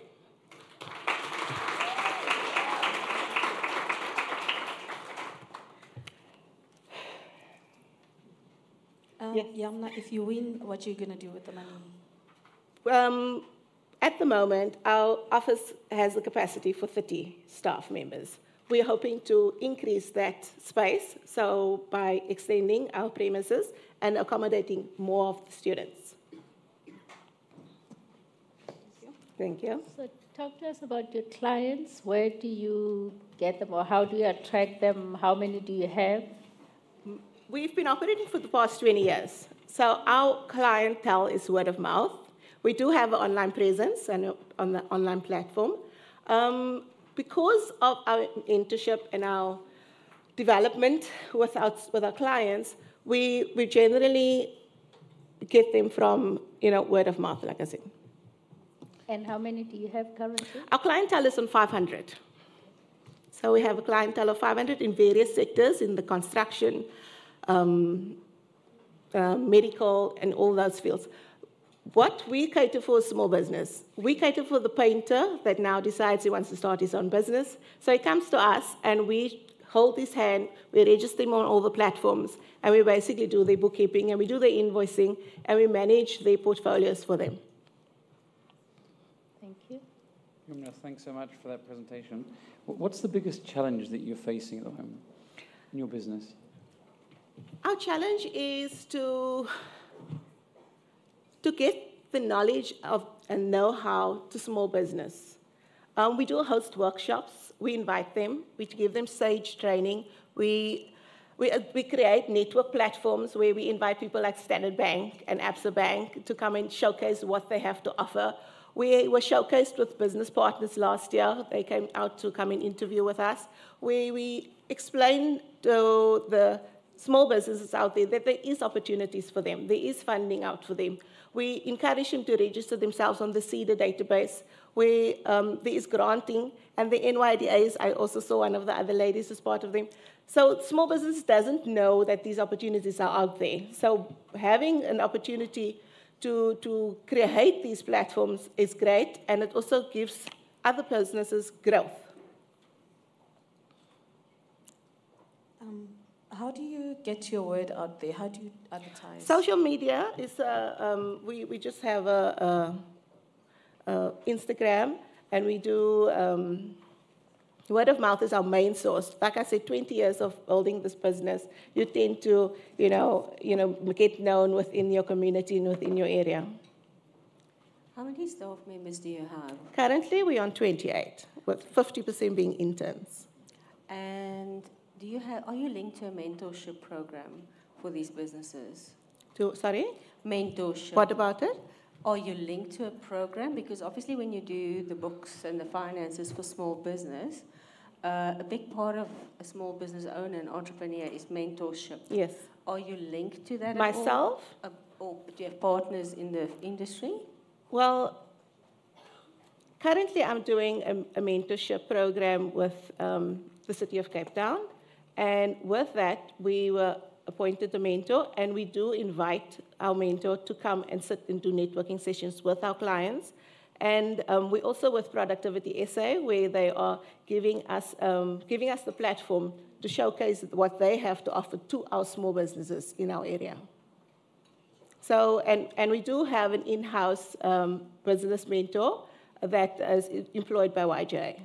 When the people do get the funding, does your program take them a little bit further in managing the funds, or do you stop at getting the funding? We do hold their hand because they do have to report. So we do, that is part of our accounting package. We put them on a bookkeeping program, and then we have to obviously give reporting towards the funder.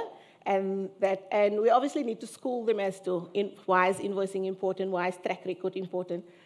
Knowing your numbers is very important, especially if you also you need compliancy for all these programs. So they do come in very immature, not knowing their numbers, not being compliant, so we basically have to take them through the programs. I wanted to ask you, can you give us an idea of your most successful customer and why they're successful? The most successful customer, my chicken farmer comes to mind. Okay, why is that? Because of our investment in our relationship, our partnership. We've got him compliant and on a database, and he's now working. Well, he's got a farm. He's got some funding through agriculture, and he's got a contract where he supplies chickens to the rural areas for the people to obviously either farm these chickens and like teaching a man to fish. So in that way, we basically helped him to get into that platform and actually do a great success for his business. Okay, thank you. Thank you very much, Yamna. Let's give a huge round of applause. And that concludes our pitching den. So I'm going to allow my judges to please take time to deliberate. So I'm just going to ask Claire, she'll lead you to a room where you will take time to deliberate. Thank you very much. Just give a huge round of applause to our judges. Very, very important decision to make.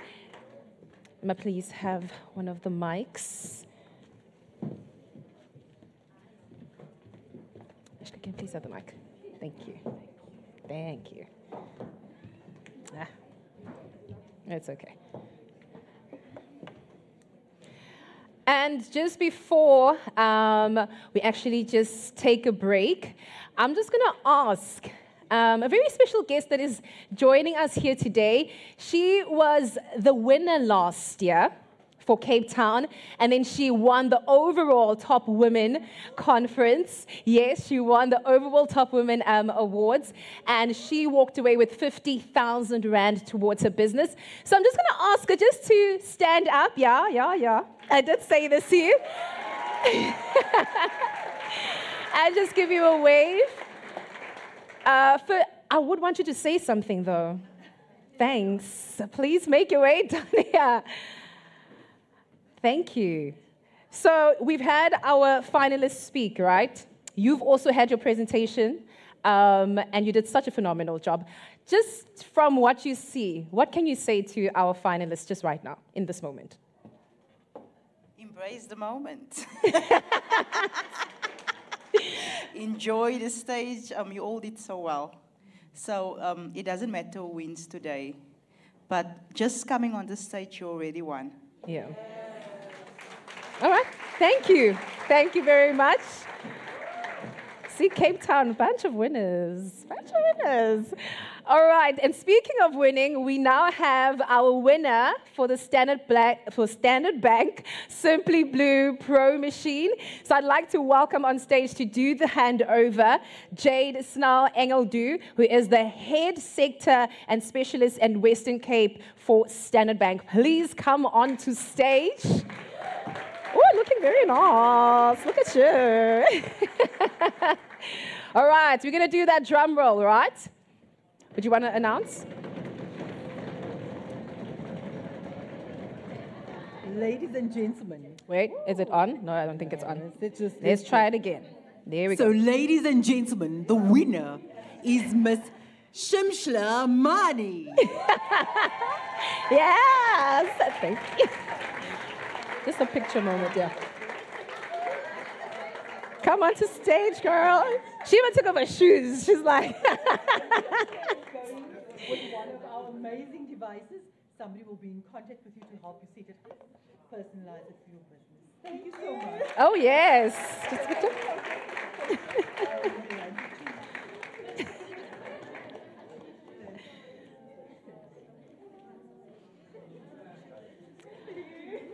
Well, amazing. Thank you so much. Congratulations to Simple. And to everyone who won today. There was lots of competitions happening today, hey?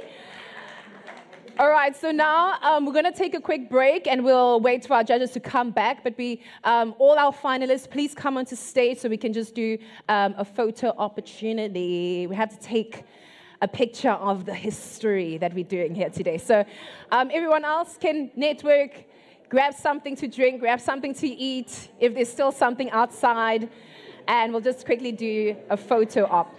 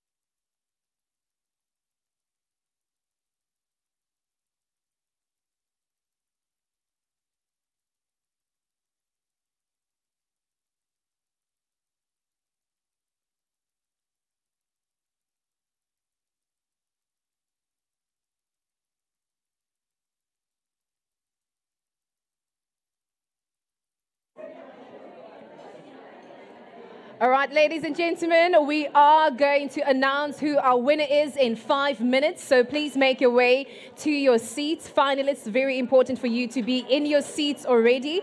We will be making the announcement in 5 minutes.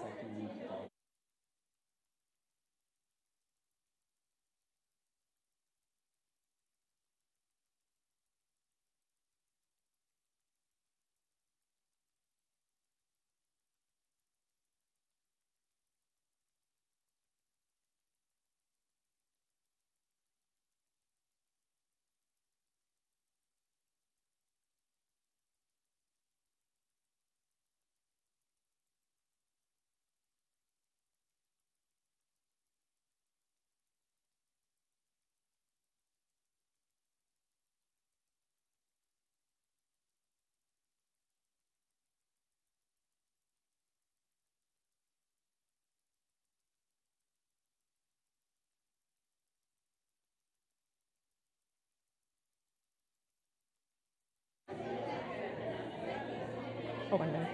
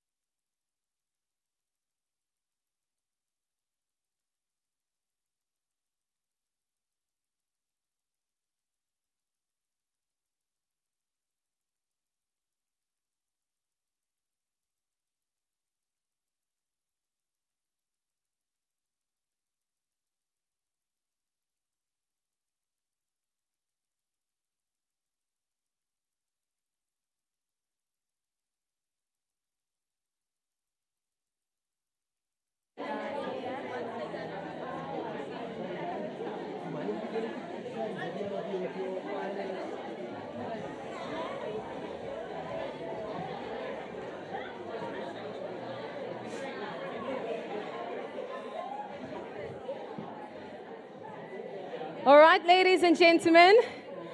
Well, we have come to the moment we all have been waiting for. Yes, we are about to find out from our judges who will be representing Cape Town at the Standard Bank Top Women Awards later on this year, and possibly walking away with that 100,000 Rand towards their business. So let's give that a huge round of applause. But before I get to that, I just wanted our finalists, one of our partners, in fact, our official media partner, Africa Radio, is offering an exclusive deal just for you. So they are giving you 50% off their on-air advertising packages. That means their 30-second ad packages, which usually start at 5,000 Rand per month, are now just 2,500 Rand for you. All right, let's give that a huge round of applause. Thank you very much, Afrika. And this offer is valid until the 31st of October. If you do want to take advantage of that offer, please make sure that you speak to one of our Afrika. Let me just see a hand quick. You see that hand over there? Yes. So that team over there, please do make sure that you speak to them so you can get all of their details in order to take advantage of that package. So thank you very much, Afrika. Thank you. All right, and now our judges are back, and they have deliberated on who the winner is. So they'll have to call out the second runner-up, the first runner-up, and of course, the winner for the Cape Town region. So I'm going to ask all of my judges to please join me on stage. And thank God I'm not doing the announcement. It's not me. They will do the announcements, and we'll get to see who will be representing Cape Town at the Standard Bank Top Women Awards. Thank you.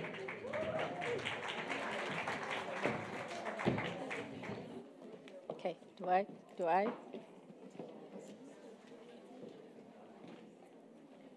Okay. Can I? Okay. So good afternoon, everyone. It's the first time I get to greet you all. I have the absolute honor of calling out the runner-ups, and my colleague will call out the finals. So first, before anything, I have to ask everyone to give a round of applause to all of the finalists.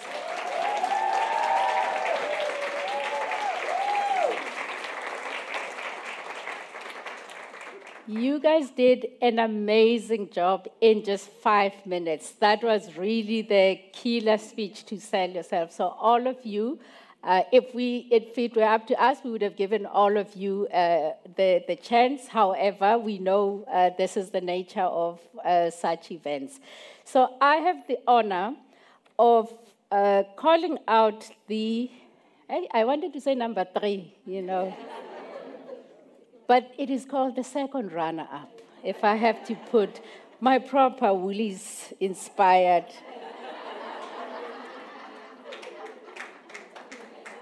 So I think to say a little bit first around this particular finalist, the presentation was spot on. The person was very articulate.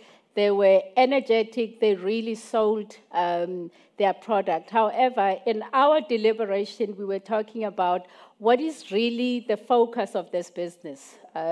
What are they trying to sell? How scalable is it? How sustainable is it from a financial point of view? And we found ourselves at we were a little bit challenged.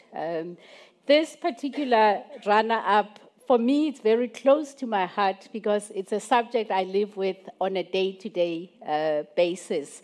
The scarcity of the skill, the speciality of the skills, the shortage in the market of the skill.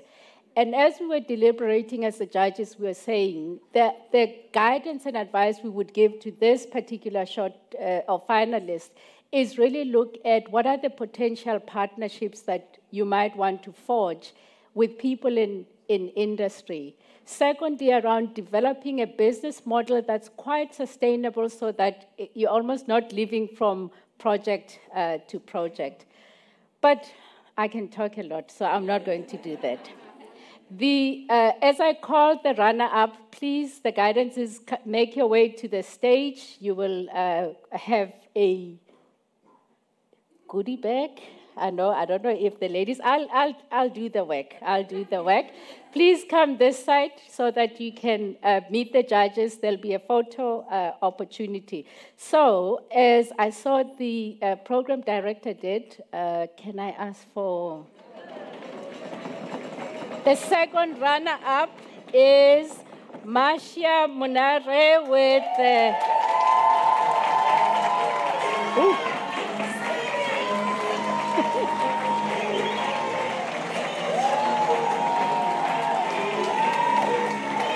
handshake first.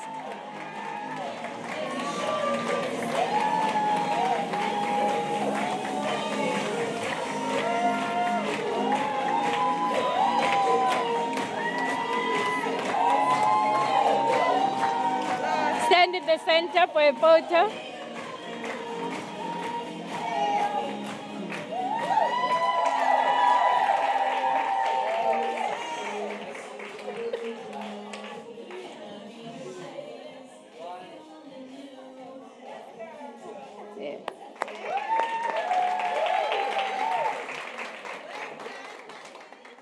Okay. The first runner-up is a concept we loved. We loved the authenticity. We loved the honesty.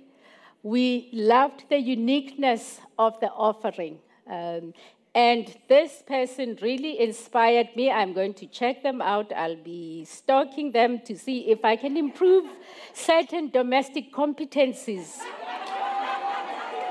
that I may be in short supply of.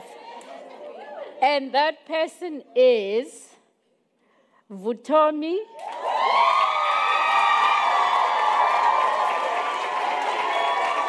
Couldn't say the surname. Okay.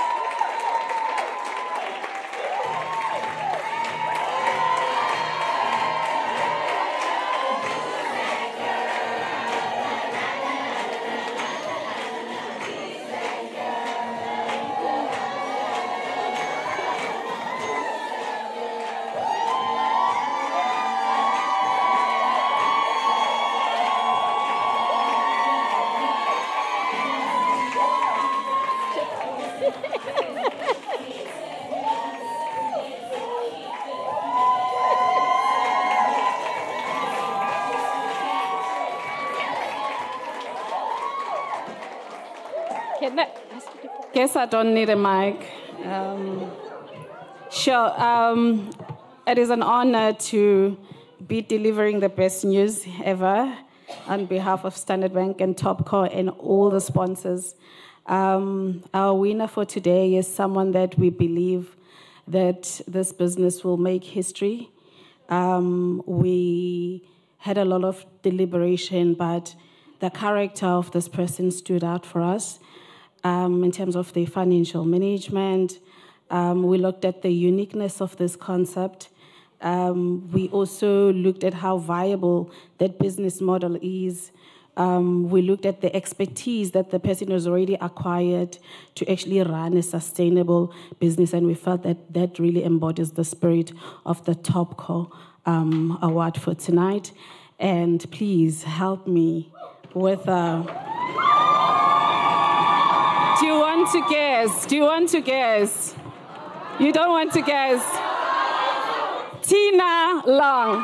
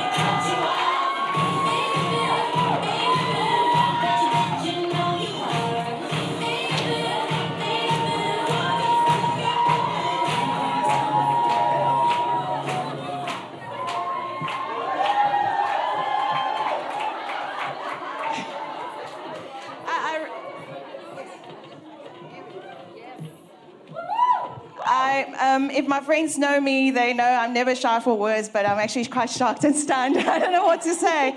I just want to say thank you to all the other contestants. You really gave me a run for my money. And then to all the ladies and gents here,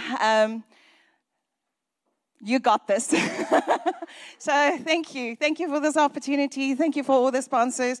I really appreciate it, and thank you for all the cheers. I feel like I'm very bad at networking, but today I feel like I really met a few treasured souls that I will be in touch for a very long time. So thank you very much.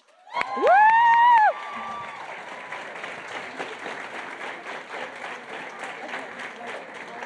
Just one more time, thank you to our judges, and congratulations to Tina.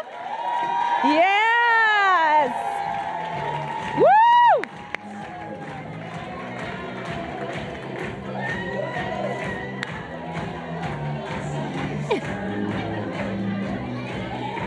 You're excellent.